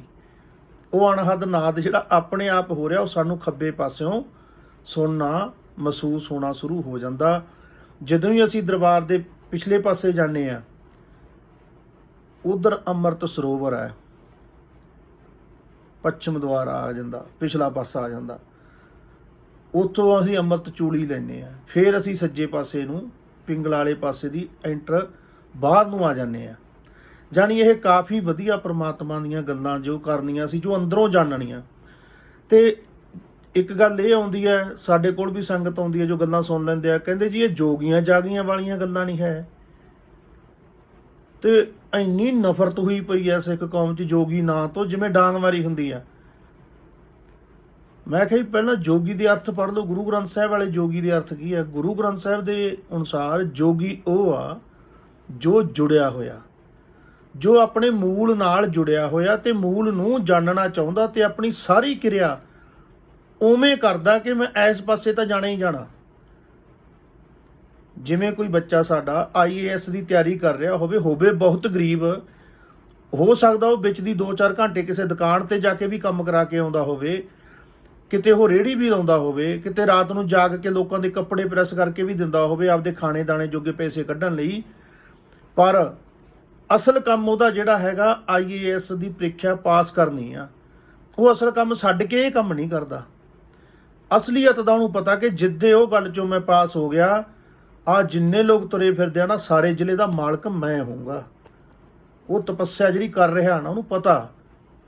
ਉਹਨੇ ਪਹਿਲਾਂ ਦੇਖਿਆ, ਪਹਿਲਾਂ ਜਿਹਨੇ ਕਹਿੰਦੇ ਸਹੀ ਪਿਆਰੇ ਮੇਲ, ਉਹਨੇ ਪਹਿਲਾਂ ਪਿਆਰੇ ਦੀਂਦੇ ਆ ਜਿਹੜੇ IAS ਬਣੇ ਬੈਠੇ, IPS, ਉਹਨਾਂ ਦੀਆਂ ਜੋ ਜੀਵਨੀਆਂ ਪੜ੍ਹਦੇ ਆ, ਜੋਸ TV ਤੇ ਆਉਂਦੇ ਆ ਬਹੁਤ ਲੋਕ ਇਸ ਤਰ੍ਹਾਂ ਦੇ। ਜਦੋਂ ਉਹਨਾਂ ਦੀਆਂ ਕਹਾਣੀਆਂ ਸੁਣਦੇ ਆ ਕਿ ਅਸੀਂ ਕਿੱਥੋਂ ਕਿੱਥੋਂ ਦੀ ਲੰਘੇ, ਉਦੋਂ ਪਤਾ ਲੱਗਦਾ ਜਿੱਥੋਂ ਦੀ ਲੰਘਿਆ ਮੈਂ ਵੀ ਉਵੇਂ ਹੀ ਜਾ ਰਿਹਾ। ਉਹ ਜੋਗੀ ਜਿਹੜਾ ਜੁੜਿਆ ਹੋਇਆ ਨਾ, ਉਹ ਜੀਵਨ ਦੇ ਵਿੱਚ ਨਿਸ਼ਾਨਾ ਉਹ ਬੱਚੇ ਨੂੰ ਉਹੀ ਰੱਖਦਾ। ਹੋਰ ਕਾਰਜ ਜਿਹੜੇ ਉਹ ਕਰਦਾ ਸਿਰਫ ਆਪਾਂ ਨੂੰ ਜਿਉਂਦਾ ਰਹਿਣ ਖਾਤਰ, ਤੇ ਉਹ ਚੀਜ਼ ਨਾਲ ਸੰਬੰਧਿਤ ਕਿਤਾਬਾਂ ਪੜ੍ਹਦਾ ਲਿਆ ਕੇ ਉਹਦੇ ਖਰਚੇ ਵਾਸਤੇ ਪੈਸਾ ਇਕੱਠਾ ਕਰਨ ਖਾਤਰ ਕੋਈ ਦਿਹਾੜੀ ਕਰ ਸਕਦਾ, ਚਾਹ ਦੀ ਰੇਹੜੀ ਲਾ ਸਕਦਾ, ਕੁਝ ਵੀ ਕਰ ਸਕਦਾ। ਪਰ ਕੰਮ ਉਹਦਾ ਅਸਲ ਉਹੀ ਹੈ। ਜਿਵੇਂ ਜੋਗੀ ਉਹਨੂੰ ਕਿਹਾ ਜਿਹਨੇ ਨਿਰੰਕਾਰ ਦੇ ਮਿਲਾਪ ਦੀ ਠਾਣ ਲਈ ਹੈ ਕਿ ਜਾਣੂਗਾ ਅੰਦਰੋਂ ਮੈਂ ਕੌਣ ਹੈ। ਐਸ ਵਾਰ ਨਹੀਂ ਆਪਣੀ ਅਰਥੀ ਉੱਠਣ ਦਿੰਦਾ ਜਾਣੇ ਬਿਨਾ। ਸੰਕਲਪ ਲਿਆ ਵਾ ਜਿਹਨੇ ਕਿ ਜਾਣ ਕੇ ਜਾਣਾ ਮਿੱਤਰਾ, ਜਿੰਨਾ ਚਿਰ ਜਿਉਣਾ ਧੌਣ ਚੱਕ ਕੇ ਜਿਉਣਾ। ਸਮਝ ਲਾ ਕਿ ਮੈਂ ਹਾਂ ਕੀ, ਅੰਦਰੋਂ ਜਾਣਨਾ ਮੈਂ ਪੁੱਤਰ ਕਿਹਦਾ, ਮੈਂ ਕਰਤੇ ਦੀ ਅੰਸ਼ ਹਾਂ। ਇਹ ਗੱਲ ਨੂੰ ਜਾਣ ਕੇ ਉਹ ਆਖਰੀ ਅਵਸਥਾ ਦਾ ਆਨੰਦ ਮਾਣਨਾ ਜੀਵਨ ਮੁਕਤੀ ਦਾ ਇਸੇ ਜਨਮ 'ਚ। ਅੱਗੇ ਤਾਂ ਫਿਰ ਮਾਲਕ ਤੇ ਉਹ ਡਿਊਟੀਆਂ ਗੁਰੂ ਨਾਨਕ ਕਿੱਥੇ ਲਾਉਂਦਾ, ਉਹ ਵੱਖਰੀਆਂ ਗੱਲਾਂ ਕਿ ਜਨ ਪਰਉਪਕਾਰੀ ਆਏ, ਫਿਰ ਸਾਧੂ ਸੰਤ ਬਣ ਕੇ ਕਿਵੇਂ ਆਉਂਦੇ ਆ ਲੋਕਾਂ ਨੂੰ ਤਾਰਨ, ਉਹ ਵੱਖਰਾ ਸਤਿਗੁਰਾਂ ਦਾ ਵਿਸ਼ਾ, ਉਹਨਾਂ ਦਾ ਮਹਿਕਮਾ ਕਿ ਉਹ ਕਿਵੇਂ ਕਿਹੜੇ ਬੱਚੇ ਦੀ ਕੀ ਸੇਵਾ ਲਾਉਂਦੇ ਆ। ਪਰ ਸਾਨੂੰ ਜਿਹੜਾ ਟਾਸਕ ਦਿੱਤਾ ਵਾ ਕਿ ਤੁਸੀਂ ਮੇਰੇ ਜੋਗੀ ਪੁੱਤਰੋਂ ਜਾਗਦੇ ਹੋ, ਜੁੜ ਕੇ ਰਹਿਣਾ ਸਾਰੀ ਜ਼ਿੰਦਗੀ ਇੱਕੋ ਗੱਲ ਨਾਲ, ਉਸੇ ਨਾਲ ਕਿ ਮੈਂ ਹਾਂ ਕੌਣ, ਮੈਂ ਕੌਣ ਹੂੰ। ਇਹ ਗੱਲ ਨੂੰ ਜਾਣਨ ਲਈ ਤੁਸੀਂ ਕਿਤੇ ਵੀ ਜਾ ਸਕਦੇ ਹੋ। ਇਹ ਜੱਗ ਸੱਚੇ ਕੀ ਹੈ ਕੋਠੜੀ, ਸੱਚੇ ਕਾ ਵਿੱਚ ਵਾਸ। ਪੂਰੇ ਸੰਸਾਰ ਦੇ ਵਿੱਚ ਜਿਹੜੇ ਜਿੰਨੇ ਇੰਸਟੀਚਿਊਟ ਆ ਸਾਰੇ ਖੁੱਲ੍ਹੇ ਆ ਤੁਹਾਡੇ ਲਈ। ਜਿੱਥੇ ਜਾ ਕੇ ਜਾਣਨਾ ਚਾਹੁੰਦਾ ਜਾਣ ਲਾ, ਜਿੱਥੇ ਦਰਸ਼ਨ ਕਰਕੇ ਸਕੂਨ ਮਿਲਦਾ ਕਰਿਆ, ਜਿੱਥੇ ਰਹਿ ਕੇ ਚੰਗਾ ਲੱਗਦਾ ਰਿਹਾ। ਪਰ ਇਹ ਗੱਲ ਨਾ ਭੁੱਲੀ, ਆਪਣੇ ਆਪੇ ਨੂੰ ਜਾਣਨਾ ਹੈ। ਇਹ ਸਾਰਿਆਂ ਲਈ ਇਹ ਗੱਲਾਂ, ਇਹ ਵਿਗਿਆਨਕ ਆਧਾਰ ਹੈ ਕਿ ਕਿੱਥੋਂ ਸਾਹ ਲਏ ਤੋਂ ਕੀ ਹੋ ਜਾਂਦਾ। ਤੁਹਾਨੂੰ ਠੰਡ ਲੱਗ ਰਹੀ ਹੈ, ਖੱਬਾ ਪਾਸਾ ਬੰਦ ਕਰਕੇ ਸੱਜੇ ਪਾਸਿਓਂ ਸਾਹ ਲਓ, 10 ਕੁ ਤੁਹਾਨੂੰ ਸਰੀਰ ਸੈੱਟ ਹੋ ਜਾਣਾ, ਗਰਮੈਸ਼ ਆ ਜਾਣੀ ਹੈ। BP ਹਾਈ ਹੋ ਰਿਹਾ, ਗਰਮੈਸ਼ ਲੱਗ ਰਹੀ ਹੈ, ਸੱਜਾ ਪਾਸਾ ਬੰਦ ਕਰੋ, ਖੱਬਾ ਪਾਸਾ ਏੜਾ ਨਾੜੀ ਚਲਾ ਦਿਓ, ਥੋੜੇ ਟਾਈਮ 'ਚ ਸਰੀਰ 'ਚ ਸ਼ਾਂਤੀ ਆ ਜੂ, ਚੱਕ ਕੇ ਪਾਣੀ ਦਾ ਗਲਾਸ ਪੀਓ, ਸੈੱਟ ਹੋ ਜਾਓਗੇ। ਇਹ ਜੋ ਧਾਰਾਵਾਂ ਦਿੱਤੀਆਂ ਇਹ ਵਿਗਿਆਨਕ ਆ ਸਾਰਾ ਕੁਛ। ਇਹ ਸਰੀਰ ਦੇ ਵਿੱਚ ਜੋ ਵੀ ਹੈ ਉਹਨੂੰ ਜਾਣਨਾ ਪੈਣਾ। ਮਾੜੀ ਮਾੜੀ ਗੱਲ ਤੇ ਹਰ ਚੀਜ਼ ਹੀ ਕਿਸੇ ਹੋਰ ਨੂੰ ਦੇ ਦੇਣੀ, ਆ ਫਲਾਨਿਆਂ ਦੀ ਆ, ਫਲਾਨਿਆਂ ਦੀ। ਫਿਰ ਸਾਡੇ ਕੋਲ ਕੀ ਰਹਿ ਗਿਆ? ਸਾਡੇ ਕੋਲ ਤਾਂ ਨਾ ਕੋਈ ਵਿੱਦਿਆ, ਨਾ ਅਸੀਂ ਪੜ੍ਹਨ ਦਿੰਦੇ ਆਪਣੇ ਨਾਲਦਿਆਂ ਨੂੰ, ਨਾ ਹੀ ਸਾਡੇ ਅਸੀਂ ਕਹਿੰਦੇ ਆ ਕਿ ਜੀ ਬੜੇ ਬੜੇ ਗਾਤਰੇ ਪਾ ਕੇ ਲੋਕ ਫਲਾਨੇ ਥਾਂ ਜਾਈ ਜਾਂਦੇ ਆ, ਫਲਾਨੇ ਕੋਲ ਜਾਂਦੇ ਆ। ਬਈ ਜਾਣਾ ਹੀ ਆ, ਅਸੀਂ ਪੈਦਾ ਹੀ ਨਹੀਂ ਕੀਤਾ ਕੁਛ। ਸਾਨੂੰ ਤਾਂ ਕੀਰਤਨ ਪ੍ਰਧਾਨ ਕਿਹਾ ਸੀ, ਅਸੀਂ ਤਾਂ ਕੀਰਤਨ ਨੂੰ ਵੀ ਉਵੇਂ ਨਹੀਂ ਪੈਦਾ ਕਰ ਸਕੇ ਕਿ ਸਾਡੇ ਜਿਹੜੇ ਬੱਚੇ ਸਿੱਖਣਾ ਚਾਹੁੰਦੇ ਆ, ਉਹ ਕੋਰਸ ਕਰਨਾ ਚਾਹੁੰਦੇ, ਉਹਨਾਂ ਨੂੰ ਕੋਰਸ ਹੀ ਕਰਾ ਦਈਏ, ਉਹਨਾਂ ਨੂੰ ਸਿਖਾਈ ਦੇਗੇ। ਇਹੋ ਜਿਹੇ ਬੱਚਿਆਂ ਦਾ ਬਾਹ ਪੈਂਦਾ ਦੇਖਿਆ ਕਿ ਜਿਨ੍ਹਾਂ ਨੂੰ ਸਿੱਖਣ ਤੋਂ ਬਾਅਦ 5-5 10-10 ਸਾਲ ਬਾਜਾ ਹੀ ਨਹੀਂ ਜੁੜਿਆ, ਕਿਰਾਏ ਤੇ ਲੈ ਕੇ ਜਾਂਦੇ ਆ ਕੀਰਤਨ ਕਰਨ। ਸਾਡਾ ਤਾਂ ਚਲੋ ਮਹਾਰਾਜ ਕਿਰਪਾ ਕਰੇ ਹੋਰ ਪਾਸੇ ਚੱਲ ਪਏ ਸੀ। ਚਰਨ ਕਮਲ ਜਾਕਾ ਮਨ ਰਾਗਿਓ, ਅਮਿਓ ਸਰੋਵਰ ਪਾਗਾ। ਤੇਰਾ ਜਨ ਰਾਮ ਨਾਮ ਰੰਗ ਜਾਗਾ। ਕਹਿੰਦੀ ਵੀ ਤੇਰਾ ਜਿਹੜਾ ਜਨ ਆ ਨਾ, ਜਿਹਨੇ ਦਾਖਲਾ ਲੈ ਲਿਆ ਤੇਰੇ ਘਰ, ਆਪਣੇ ਆਪੇ ਵੱਲ ਨੂੰ ਮੁੜਨਾ ਚਾਹੁੰਦਾ, ਆਪਣੇ ਆਪ ਨੂੰ ਜਾਣਨਾ ਚਾਹੁੰਦਾ ਮੈਂ ਕੌਣ ਹੂੰ, ਤਾਂ ਕਹਿੰਦੇ ਉਹ ਰਾਮ ਨਾਮ ਰੰਗ ਜਾਗਾ। ਕਹਿੰਦੇ ਉਹ ਜਨ ਬਣ ਜਾਂਦਾ, ਦਾਸ ਬਣ ਜਾਂਦਾ, ਪ੍ਰੇਮ ਕਰਦਾ ਉਹ ਰਾਮ ਦੇ ਨਾਮ ਨੂੰ, ਸੁਚੇਤ ਰਹਿੰਦਾ ਹਰ ਵੇਲੇ। ਉਹ ਹਰ ਵੇਲੇ ਇੱਕ ਖਾਸ ਤਰ੍ਹਾਂ ਦੀ ਅਲਰਟਨੈਸ 'ਚ ਰਹਿੰਦਾ ਕਿ ਉਹਨੂੰ ਪਤਾ ਕੀ ਹੋ ਰਿਹਾ ਹਰ ਵੇਲੇ। ਕਿਉਂਕਿ ਜਦੋਂ ਤੁਸੀਂ ਹੋਸ਼ 'ਚ ਹੁੰਦੇ ਹੋ ਉਦੋਂ ਤੁਹਾਨੂੰ ਉਹ ਸਾਰੀਆਂ ਤਰੰਗਾਂ ਦਾ, ਸਾਰੀਆਂ ਵੈਵਜ ਦਾ ਪਤਾ ਲੱਗਦਾ ਕਿ ਕੀ ਵਗ ਰਿਹਾ, ਕੀ ਹੋ ਰਿਹਾ, ਕਿਸੇ ਦੇ ਆਉਣ ਨਾਲ ਕੀ ਬਦਲ ਜਾਂਦਾ, ਕਿਸੇ ਦੇ ਜਾਣ ਨਾਲ ਕੀ ਹੋ ਜਾਂਦਾ, ਸਾਰਾ ਕੁਝ ਪਤਾ ਲੱਗਦਾ। ਤੇਰਾ ਜਨ ਰਾਮ ਨਾਮ ਰੰਗ ਜਾਗਾ। ਉਹ ਰਾਮ ਦੇ ਨਾਮ ਦੀ ਧੁਨੀ 'ਚ ਰੰਗਿਆ ਜਾਂਦਾ ਤੇ ਜਾਗਦਾ। ਰਾਮ ਰਾਮ ਇਹ ਅੰਦਰ ਦੇ ਬੀਜ ਮੰਤਰਾਂ ਦੇ ਅੱਖਰ ਆ, ਜਿਹੜੇ ਸੱਤੇ ਚੱਕਰ ਆ ਨਾ, ਉਹਨਾਂ ਨਾਲ ਸੰਬੰਧਿਤ ਇੱਕ ਪ੍ਰਣਾਲੀ ਆ, ਬਹੁਤ ਵੱਡਾ ਸਿਸਟਮ ਹੈ ਇਹ। ਸਤਿਗੁਰਾਂ ਨੇ ਸੌਖਾ ਕਰ ਦੱਸਿਆ ਵਾ, ਤੂੰ ਰਾਮ ਕਹਿਣਾ ਸ਼ੁਰੂ ਕਰ, ਬਾਕੀ ਗੱਲਾਂ ਤੈਨੂੰ ਪਤਾ ਲੱਗ ਜਾਣੀਆਂ। ਜਦੋਂ ਕੋਈ ਕਿਸੇ ਗੁੰਬਜ ਵਾਲੀ ਜਗ੍ਹਾ ਦੇ ਵਿੱਚ ਬਹਿ ਕੇ, ਇਸੇ ਕਰਕੇ ਦੁਨੀਆ 'ਚ ਮੰਦਿਰ ਇੰਨੇ ਬਣੇ ਆ। ਜਿੰਨੀਆਂ ਮੰਦਿਰ ਦਾ ਮਤਲਬ ਹੁੰਦਾ ਇੱਕ ਐਸਾ ਸਥਾਨ ਜਿੱਥੇ ਬਹਿ ਕੇ ਸਾਧਨਾ ਕਰਦੇ ਨੇ ਲੋਕ। ਮੁਸਲਮਾਨ ਉਹਨੂੰ ਮਸਜਿਦ ਕਹਿ ਦਿੰਦੇ ਆ, ਅਸੀਂ ਉਹਨੂੰ ਗੁਰਦੁਆਰਾ ਸਾਹਿਬ ਕਹਿ ਦਿੰਦੇ ਆ। ਤੇ ਉਹ ਵੀ ਉਹ ਗੁਰਦੁਆਰੇ, ਜਿਵੇਂ ਸਾਡੇ ਵੀ ਮੰਜੀ ਸਾਹਿਬ ਸੀਗਾ, ਕਾਰ ਸੇਵਾ ਵਾਲਿਆਂ ਨੇ ਢਾਤਾ, ਉਹ ਗੁੰਮਜ ਨਾਲ ਜੁੜਿਆ ਹੋਇਆ, ਜਿਹਦੇ ਵਿੱਚ ਜਿਹੜੀ ਧੁਨੀ ਪੈਦਾ ਹੋ ਰਹੀ ਆ ਉਹ ਗੁੰਮਜ ਦੇ ਵਿੱਚ ਘੁੰਮ ਕੇ ਆ ਕੇ ਫੇਰ ਸੰਗਤ ਦੇ ਉੱਤੇ ਹੀ ਵਰਸੇ। ਤੇ ਉਹਦਾ ਇੱਕ ਆਪਣਾ ਹੀ ਔਰਾ ਹੁੰਦਾ ਉੱਥੇ, ਕੁਛ ਸ਼ਾਂਤੀ ਤੋਂ ਹੀ ਵੱਧ ਹੁੰਦੀ ਆ। ਹੁਣ ਤਾਂ ਅਸੀਂ ਉਹ ਕਨਸੈਪਟ ਹੀ ਭੁੱਲ ਗਏ, ਗੁੰਮਜ ਹੀ 90-90 ਫੁੱਟ ਉੱਚੇ ਲਾ ਦਿੰਦੇ ਆ ਤੇ ਉਹਦਾ ਕੋਈ ਮਤਲਬ ਹੀ ਨਹੀਂ ਹੈ। ਮਤਲਬ ਉਸ ਦਾ ਜਿਵੇਂ ਦਰਬਾਰ ਸਾਹਿਬ ਗੁੰਮਜ ਨਾਲ ਲੱਗਿਆ ਹੋਇਆ, ਉੱਥੇ ਜੋ ਕੀਰਤਨ ਹੁੰਦਾ ਉਹਦੇ ਰਸ ਨੂੰ ਕੋਈ ਭੁੱਲ ਨਹੀਂ ਸਕਦਾ। ਜੇ ਕਿਸੇ ਨੂੰ ਭਾਗਾਂ ਵਾਲੇ ਨੂੰ ਉੱਥੇ ਜਾ ਕੇ ਬੈਠਣ ਦਾ ਮੌਕਾ ਮਿਲ ਜੇ ਨਾ, ਹੋਰ ਗੱਲਾਂ ਤੋਂ ਪਾਸੇ ਹੋ ਕੇ ਸਿਰਫ ਕੀਰਤਨ ਕਰਨੀ ਧਿਆਨ, ਤੇ ਬੜਾ ਇਸ ਜਨਮ ਦਾ ਤਾਂ ਕਹਿ ਲਓ ਇਹ ਵੱਡਾ ਲਾਹਾ ਹੀ ਹੈ ਇੱਕ। ਜੇ ਉੱਥੇ ਸਾਨੂੰ ਕਦੇ ਐ ਮਿਲ ਜੇ ਮੌਕਾ ਜਾ ਕੇ ਗੁਰੂ ਰਾਮਦਾਸ ਦੀ ਗੋਦ 'ਚ ਬੈਠਣ ਦਾ, ਇਹ ਇੱਕ ਬਹੁਤ ਵੱਡਾ ਸਬੱਬ ਆ। ਕਦੇ ਕੋਈ ਬਣ ਜੇ ਸਬੱਬ ਤਾਂ ਦੇਖਿਓ ਕਦੇ ਜ਼ਿੰਦਗੀ 'ਚ, ਉਹਦਾ ਆਨੰਦ ਹੀ ਹੋਰ ਆ। ਦਰਬਾਰ ਸਾਹਿਬ ਦਾ ਕੀਰਤਨ ਤਾਂ ਤੁਸੀਂ ਕਿਤੇ ਬਾਹਰ ਫਿਰਦੇ ਵੀ ਸੁਣਦੇ ਹੋ ਨਾ, ਉਹਦਾ ਰੰਗ ਹੋਰ ਆ। ਕਿਉਂਕਿ ਉੱਥੇ ਜਿਹੜੀਆਂ ਬਰਕਤਾਂ ਬਖਸ਼ਿਸ਼ਾਂ ਤੇ ਉੱਥੇ ਜੋ ਪੁਰਾਤਨ ਬੰਦਸ਼ਾਂ, ਪੁਰਾਤਨ ਰਾਗਾਂ ਦੇ ਵਿੱਚ ਤੇ ਪੁਰਾਤਨ ਸਾਜ਼ਾਂ ਨਾਲ ਹੁਣ ਹੋ ਰਿਹਾ, ਉਹ ਬਹੁਤ ਅੱਛਾ, ਉਹ ਸੰਬੰਧਤ ਆ ਉਹਦੇ ਨਾਲ। ਇਹ ਤਾਂ ਕਹਿੰਦੇ ਜਿਹੜੇ ਤੇਜ਼ੀ ਨਾਲ ਜਪਦੇ ਨੇ ਰਾਮ ਰਾਮ ਰਾਮ ਰਾਮ ਰਾਮ, ਜਿੰਨਾ ਚਿਰ ਮਰਾ ਨਹੀਂ ਹੋਣ ਲੱਗਦਾ ਉਹਨਾਂ ਚਿਰ ਗੱਲ ਹੀ ਨਹੀਂ ਬਣਦੀ। ਤੇ ਇਹ ਸਪੀਡ ਤੋਂ ਬਾਅਦ ਇੱਕ ਅਵਸਥਾ ਆਉਂਦੀ ਹੈ ਜਿੱਥੇ ਜਾ ਕੇ ਉਹ ਚੀਜ਼ ਖੁੱਲਦੀ ਆ, ਜਿਹਨੂੰ ਭਾਲਦੇ ਆ। ਮਹਾਰਾਜ ਕਿਰਪਾ ਕਰਨ। ਤੇਰਾ ਜਨ ਰਾਮ ਨਾਮ ਰੰਗ ਜਾਗਾ। ਉਹ ਕਹਿੰਦੇ ਤੇਰਾ ਸੇਵਕ ਤੇਰਾ ਪਿਆਰਾ ਰਾਮ ਦੇ ਰੰਗ ਵਿੱਚ ਰੰਗ ਕੇ ਟਿਕ ਕੇ ਸੁਚੇਤ ਰਹਿੰਦਾ ਹਰ ਵੇਲੇ। ਇਹ ਸੁਚੇਤ ਰਹਿਣਾ ਇੰਨਾ ਜ਼ਿਆਦਾ ਵਧੀਆ, ਹਜ਼ਾਰਾਂ ਲੱਖਾਂ ਤਰ੍ਹਾਂ ਦੀਆਂ ਗੱਲਾਂ ਤੋਂ ਬਚਾ ਦਿੰਦਾ। ਤੁਸੀਂ ਕਿਤੇ ਬਾਂਦਰ ਦੇਖਿਆ? ਤੁਸੀਂ ਕਿਤੇ ਬਾਂਦਰ ਦੇ ਨੇੜੇ ਜਾਇਓ, ਬਾਂਦਰ ਦੇ ਦਿਮਾਗ ਵਿੱਚ ਇੱਕ ਗੱਲ ਫਿੱਟ ਆ ਕਿ 10 ਫੁੱਟ ਤੱਕ ਮੇਰਾ ਔਰਾ ਹੈ। ਤੁਸੀਂ 11 ਫੁੱਟ ਤੇ ਖੜੇ ਰਹੋ, ਤੁਹਾਨੂੰ ਕੁਝ ਨਹੀਂ ਕਹਿੰਦਾ, ਉਹ ਆਪਦਾ ਉਵੇਂ ਤੁਹਾਡੇ ਨਾਲ ਗੱਲਾਂ ਬਾਤਾਂ ਕਰੀ ਜੋ, ਤੁਸੀਂ ਕੋਈ ਖਾਣ ਨੂੰ ਦਿੰਦੇ ਹੋ, ਕੁਝ ਕਰਦੇ ਹੋ। ਪਰ ਜਿੱਥੋਂ ਹੀ ਤੁਸੀਂ 11 ਤੋਂ 10 ਫੁੱਟ ਤੇ ਪੈਰ ਅੱਗੇ ਕਰੋਗੇ, ਉਹ ਸਾਲ ਮਾਰ ਕੇ ਦੂਰ ਚਲੇ ਜਾਊਗਾ। ਉਹਨੂੰ ਪਤਾ ਮੇਰੇ ਔਰੇ 'ਚ ਆ ਰਿਹਾ, ਇਸ ਤੋਂ ਬਾਅਦ ਮੈਨੂੰ ਖਤਰਾ। ਜਿਹੜਾ ਬੰਦਾ ਆਪਣੇ ਸੁਚੇਤ ਰਹਿੰਦਾ ਆਪਣੇ ਪ੍ਰਤੀ, ਉਹਦੇ ਕੋਲ ਆਇਆ ਬੰਦਾ ਕਿਵੇਂ ਖੜਦਾ, ਉਹਦੇ ਖੜਨ ਤੋਂ ਉਹਨੂੰ ਮਹਿਸੂਸ ਹੋ ਜਾਂਦਾ ਕਿ ਕੀ ਕਰਨਾ ਆ, ਕੀ ਇਹਦੇ ਚਿੱਤ 'ਚ ਚੱਲਦਾ। ਕਿਉਂਕਿ ਜਿਹੜਾ ਆਪਣੇ ਨੇੜੇ ਆ, ਉਹ ਦੂਸਰੇ ਦੇ ਨੇੜੇ ਆਪੇ ਹੀ ਹੋ ਜਾਂਦਾ। ਇਹ ਮਹਾਰਾਜ ਦੀਆਂ ਬੜੀਆਂ ਬਰਕਤਾਂ। ਆਲਸ ਛੀਜ ਗਿਆ ਸਭ ਤਨ ਤੇ, ਪ੍ਰੀਤਮ ਸਿਉ ਮਨ ਲਾਗਾ ਰਹਾਉ। ਮਹਾਰਾਜ ਕਹਿੰਦੇ ਜਦੋਂ ਸੁਚੇਤ ਰਹਿਣ ਲੱਗ ਗਏ, ਜਿਵੇਂ ਜਿਵੇਂ ਜਾਗਦੇ ਗਏ, ਜਿਵੇਂ ਜਿਵੇਂ ਹੋਸ਼ 'ਚ ਆਉਂਦੇ ਗਏ, ਵਾਪਰਨ ਕੀ ਲੱਗ ਗਿਆ। ਕਹਿੰਦੇ ਪਹਿਲਾਂ ਇੱਕ ਜਿਹੜਾ ਖਾਸ ਤਰ੍ਹਾਂ ਦਾ ਆਲਸ ਛਾਇਆ ਰਹਿੰਦਾ ਸੀ, ਸਾਰਾ ਦਿਨ ਮਰੂ ਮਰੂ ਮਰੂ ਮਰੂ ਹੁੰਦਾ ਜਿਵੇਂ ਲੋਕਾਂ ਦੇ ਵਿੱਚ ਸਾਰੇ, ਕਹਿੰਦੇ ਉਹ ਛੀਜ ਗਿਆ, ਜਾਣੀ ਮੁੱਕ ਗਿਆ। ਕਾਹਦੇ ਨਾਲ? ਅਲਰਟ ਰਹਿਣ ਨਾਲ, ਹੋਸ਼ 'ਚ ਰਹਿਣ ਨਾਲ।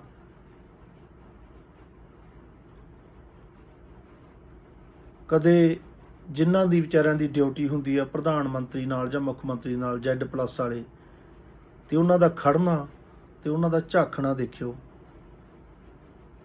ਕਿਵੇਂ ਅੱਖ ਨਾਲ ਤਲਾਸ਼ੀ ਲੈਂਦੇ ਨੇ, ਦੂਰ ਤੱਕ ਬਾਜ਼ ਅੱਖ ਹੁੰਦੀ ਹੈ। ਕਿਉਂਕਿ ਜ਼ਿੰਦਗੀ ਦਾਅ 'ਤੇ ਲੱਗੀ ਹੁੰਦੀ ਆ ਕਿ ਹੋਣਾ ਤਾਂ ਉਹਨੂੰ ਕੁਛ ਹੈ ਤੇ ਅਸੀਂ ਵੀ ਜਾਵਾਂਗੇ। ਸਾਡੇ ਵੀ ਸਮਝ ਲਓ ਪਰਿਵਾਰ ਗਏ ਜੇ ਇਹਨੂੰ ਕੁਛ ਹੋ ਗਿਆ। ਪ੍ਰਾਣ ਤਲੀ ਤੇ ਧਰ ਕੇ ਖੜੇ ਹੁੰਦੇ ਅਗਲੇ, ਤੇ ਹੋਸ਼ ਇੰਨਾ ਜ਼ਿਆਦਾ ਹੁੰਦਾ, ਜੇ ਕੋਈ ਇਕੱਠ 'ਚ ਖੜਾ ਆਪਦੇ ਮੋਢੇ ਤੋਂ ਮੱਖੀ ਵੀ ਐਂ ਕਰ ਦੇਣਾ ਤਾਂ ਉਹਨਾਂ ਦੀ ਨਿਗਾਹ ਜਾਂਦੀ ਆ ਫੱਟ। ਉਹਨਾਂ ਵਾਂਗੂ ਰਹਿਣਾ ਪੈਂਦਾ ਗੁਰਮੁਖ ਨੂੰ। ਤੁਹਾਡੇ ਸਾਹਮਣੇ ਉਦਾਹਰਨ ਆ, ਕਿਤੇ ਪੁੱਛ ਕੇ ਦੇਖ ਲਿਓ, ਜੇ ਉਹਨਾਂ 'ਚੋਂ ਕੋਈ ਰਿਸ਼ਤੇਦਾਰ ਆ ਤੁਹਾਡਾ ਜਾਂ ਕੋਈ, ਕਿਵੇਂ ਖੜਦੇ ਹੋ, ਉਹ ਦੱਸ ਦੂਗਾ ਕਿ ਕਿੰਨੇ ਕੁ ਹੋਸ਼ 'ਚ ਰਹਿਣਾ ਪੈਂਦਾ ਸਾਨੂੰ, ਬੱਸ ਹੀ ਨਹੀਂ ਲੈ ਸਕਦੇ। ਜਾਂ ਐ ਨਹੀਂ ਮੱਖੀਆਂ ਜਿਹੀਆਂ ਮਾਰੀ ਜਾਣਗੇ, ਐਂ ਕਰੀ ਜਾਣਗੇ। ਨਾ, ਡਿਊਟੀ ਪਤਾ ਕਿੱਥੇ ਹੈ? ਜਿਹੜਾ ਦੁਨੀਆ ਦਾ ਟੌਪ ਹੈ, ਤੇ ਅਧਿਆਤਮ ਹੈ ਜਿਹੜਾ, ਇਹ ਸਾਰੇ ਕਾਸੇ ਦਾ ਟੌਪ ਹੈ। ਅਧਿਆਤਮ ਵਾਲੇ ਬੰਦੇ ਐਂ ਨਹੀਂ ਹੁੰਦੇ ਲਿਚੂ ਪਿਚੂ ਜੇ, ਉਹਨਾਂ 'ਚ ਇੱਕ ਦਮ ਹੁੰਦਾ। ਉਹ ਆਲਸ ਸੀਜ ਗਿਆ ਸਭ ਤਨ ਤੇ, ਤਨ ਤੇ ਕੋਈ ਆਲਸ ਨਹੀਂ, ਚੜ੍ਹਦੀ ਕਲਾ ਹਰ ਵੇਲੇ, ਖੁਸ਼ੀ ਹੁਲਾਰ ਖੇੜਾ, ਪ੍ਰੀਤਮ ਸਿਉ ਮਨ ਲਾਗਾ। ਕਿਹਦੇ ਨਾਲ? ਪ੍ਰੀਅਤਮ, ਜਿਹੜਾ ਅੰਦਰ ਵਸਦਾ, ਜਿਹੜਾ ਹਿਰਦੇ ਦੇ ਵਿੱਚ ਆ ਹਰ ਵੇਲੇ, ਜਿਹੜਾ ਹਰ ਵੇਲੇ ਰਮਿਆ ਹੋਇਆ ਅੰਦਰਲਾ ਰਾਮ ਹੈ, ਜਿਹੜਾ ਹਰੀ ਆ, ਜਿਹੜਾ ਵਾਹਿਗੁਰੂ ਆ, ਜਿਹੜਾ ਰੋਮ ਰੋਮ 'ਚ ਵਸਦਾ, ਜਿਹਦੇ ਕਰਕੇ ਆ ਬੋਲ ਰਹੇ ਆ, ਉਹਦੇ ਨਾਲ ਮਨ ਲੱਗ ਗਿਆ। ਹੋਇਆ ਕੀ? ਘਟਨਾ ਕੀ ਘਟ ਗਈ? ਪਹਿਲਾਂ ਸਾਡਾ ਮਨ ਪ੍ਰਕਿਰਤੀ ਵੱਲ ਸੀ, ਦੁਨੀਆ ਵੱਲ ਸੀ, ਜਾਂ ਲੋਕਾਂ ਵੱਲ ਸੀ। ਮਨ ਦੇ ਜਿਹੜੇ ਫੁਰਨੇ ਸੀ ਉਹਨਾਂ ਮਗਰ ਸੀ, ਹਰ ਵੇਲੇ ਮਨ ਦੀ ਗੱਲ ਮੰਨਦਾ ਸੀ। ਤੇ ਗੁਰਬਾਣੀ ਕਹਿੰਦੀ ਤੂੰ ਮਨ ਮੁੱਖ ਹੈ, ਸਾਰਾ ਦਿਨ ਮਨ ਦੇ ਮਗਰੀ ਲੱਗਿਆ ਰਹਿਣਾ। ਕਿੰਨੇ ਸੀਰੀਅਲ ਮਨ ਨੂੰ ਚੰਗੇ ਲੱਗਣ ਵਾਲੇ, ਕਿੰਨੀਆਂ ਅਖਬਾਰਾਂ, ਕਿੰਨੇ ਕੁਛ ਤੂੰ ਕਰਦਾ ਰਹਿਣਾ। ਆਤਮਾ ਨੂੰ ਚੰਗੀਆਂ ਲੱਗਣ ਵਾਲੀਆਂ ਗੱਲਾਂ ਨਹੀਂ ਕਰਦਾ, ਅੰਦਰ ਨਹੀਂ ਆਉਂਦਾ ਹੈ। ਤੇ ਜਦੋਂ ਅੰਦਰ ਆਉਣਾ ਸ਼ੁਰੂ ਕਰ ਦਿੰਦਾ ਨਾ, ਫਿਰ ਉਹ ਮਨ ਮੁੱਖ ਤੋਂ ਪਹਿਲਾਂ ਗੁਰਮੁਖ ਬਣਦਾ, ਗੁਰੂ ਕੋਲ ਆਉਂਦਾ, ਗੁਰੂ ਦੀ ਗੱਲ ਸੁਣਦਾ, ਪੜ੍ਹਦਾ, ਪਾਠ ਕਰਦਾ, ਜਪ ਕਰਦਾ, ਸਿਮਰਨ ਕਰਦਾ। ਤੇ ਪਾਠ ਦੇ ਵਿੱਚੋਂ ਇਹੋ ਜਿਹੀਆਂ ਗੱਲਾਂ ਜਦੋਂ ਮਿਲਦੀਆਂ, ਗੁਰਮੁਖ ਤੋਂ ਫਿਰ ਗੁਰਸਿੱਖ ਤੋਂ ਫਿਰ ਗੁਰਮੁਖ ਬਣਦਾ। ਉਹ ਮੁੱਖ ਆ ਜਿਹੜਾ ਅੰਤਰਾਤਮੇ ਦੀ ਜਿਹੜੀ ਹੋਸ਼ ਹੈ, ਜਿਹੜਾ ਹੋਸ਼ ਵਾਲਾ ਤੀਰ ਆ, ਪਹਿਲਾਂ ਬਾਹਰ ਸੀ, ਮਨ ਦੇ ਆਖੇ ਚਲਾਉਂਦਾ ਸੀ, ਹੁਣ ਹੋਸ਼ ਵਾਲਾ ਇੱਕ ਤੀਰ ਅੰਦਰ ਨੂੰ ਕਰ ਲਿਆ। ਬਾਹਰ ਨੂੰ ਵੀ ਹੋਸ਼ 'ਚ ਹੈ, ਅੰਦਰ ਨੂੰ ਵੀ ਕਰ ਲਿਆ।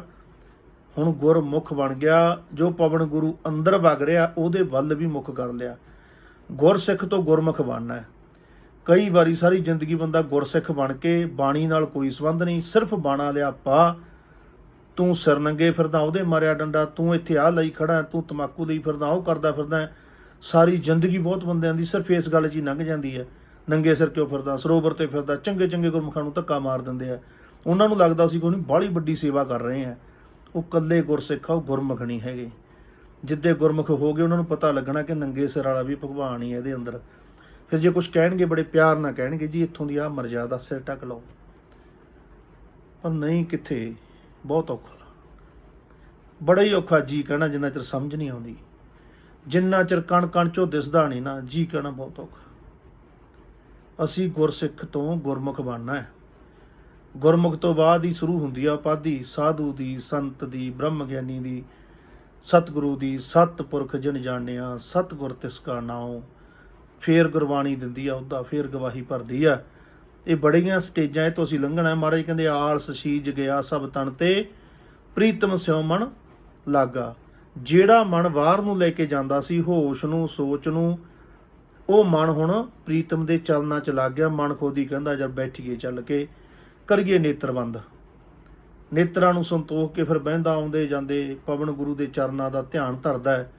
ਫਿਰ ਅੰਦਰ ਜੋ ਜੋ ਸੈਂਟਰ ਖੁੱਲ੍ਹਦੇ ਆ ਉਹਨਾਂ ਦਾ ਨੂੰ ਪਤਾ ਲੱਗਦਾ ਸੱਤੇ ਚੱਕਰਾਂ 'ਤੇ ਕੀ ਗਤੀਵਿਧੀਆਂ ਹੁੰਦੀਆਂ, ਦਸੇ ਦਸ਼ਾਵਾਂ 'ਚ ਕੀ ਹੋ ਰਿਹਾ, ਅੰਤਰਾਤਮੇ ਕੀ ਹੋ ਰਿਹਾ, ਸਭ ਕੁਝ ਹੌਲੀ ਹੌਲੀ ਹੌਲੀ ਹੌਲੀ 2-4 ਮਹੀਨਿਆਂ 'ਚ ਤਾਂ ਜਿਹੜਾ ਕੂੜ ਕਵਾੜ ਬਚਪਨ ਤੋਂ ਚੱਕਿਆ ਨਾ, ਤੂੰ ਫਲਾਨਿਆਂ ਦੇ ਜੰਮਿਆ, ਤੂੰ ਫਲਾਨਾ ਹੈ, ਤੂੰ ਫਲਾਨੀ ਕੌਮ ਦਾ ਹੈ, ਧਰਮ ਦਾ ਹੈ, ਦੇਸ਼ ਦਾ ਹੈ, ਆਏ ਨਾ ਹੋ ਜੇ, ਉਹ ਨਾ ਹੋ ਜੇ, ਪਤਾ ਨਹੀਂ ਕੀ ਕੁਛ। ਇੰਨੇ ਟੋਕਰੇ ਲੱਦੇ ਹੁੰਦੇ ਆ ਲੇਰਾ ਬਣਾ 2-3 ਮਹੀਨਿਆਂ 'ਚ ਤਾਂ ਜੇ ਨਾਲ ਜਾਗਰਤ ਕੋਈ ਸਾਧੂ ਹੋਵੇ ਤੇ ਉਧਰੋਂ ਆਪਣਾ ਪੂਰਾ ਮਨ ਹੋਵੇ, 2-4 ਮਹੀਨਿਆਂ ਤਾਂ ਉਹ ਚਿੱਪਰਾਂ ਪੜਦਿਆਂ ਨੂੰ ਹੀ ਲੱਗ ਜਾਂਦੇ, ਚੇਪੀਆਂ ਲਾ ਕੇ ਸਿੱਟਣ ਤੇ, ਆਹ ਵੀ ਲਾ ਦੇ, ਆਹ ਵੀ ਲਾ ਦੇ, ਆਹ ਵੀ ਲਾ ਦੇ। ਲਾਉਂਦੇ 2-3 ਮਹੀਨਿਆਂ 'ਚ ਤਾਂ ਬੰਦਾ ਹੌਲਾ ਹੀ ਹੁੰਦਾ। ਫੇਰ ਕਿਤੇ ਜਾ ਕੇ ਬੈਠਣ ਟਿਕਣ ਲੱਗਦਾ ਹੈ। ਲੰਬੀ ਖੇਡ ਹੈ। ਕੁਛ ਨਾ ਕੁਛ ਤਾਂ ਪਲਸਤਰ ਆਪ ਹੀ ਪੱਟ ਦਿਓ ਆਪਦੇ ਤੋਂ। ਜਿਹੜਾ ਬਾਹਲੇ ਕੱਟੜ ਲੋਕਾਂ ਨੇ ਤੁਹਾਡੇ ਤੇ ਪਲਸਤਰ ਲਾਏ ਹੋਏ ਆ ਨਾ, ਕਿਸੇ ਕੰਮ ਨਹੀਂ ਆਉਣੇ। ਕਿਸੇ ਵੀ ਕੰਮ ਗੁਰੂ ਦੀ ਬਾਣੀ ਨੇ ਆਉਣਾ ਹੈ, ਗੁਰੂ ਦੇ ਨਾਮ ਨੇ ਆਉਣਾ ਹੈ,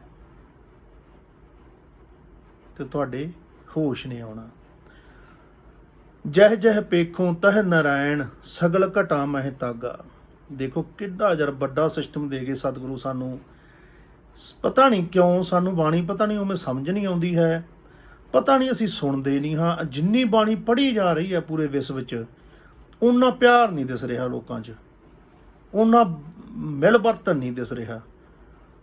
ਅਸੀਂ ਤਾਂ ਇਹ ਦੇਖਿਆ ਬਹੁਤ ਕਿ ਸਾਨੂੰ ਮਹਾਰਾਜ ਨੇ ਦਸਤਾਰ ਬਖਸ਼ਿਸ਼ ਕੀਤੀ ਤਾਂ ਅਸੀਂ ਘਰਾਂ 'ਚ ਗਏ, ਬਹੁਤ ਦੁਨੀਆ ਦੇ ਅਮੀਰ ਤੋਂ ਅਮੀਰ ਲੋਕਾਂ ਦੇ ਘਰਾਂ 'ਚ ਵੀ ਗਏ ਤੇ ਗਰੀਬ ਤੋਂ ਗਰੀਬ ਦੇ ਵੀ ਗਏ।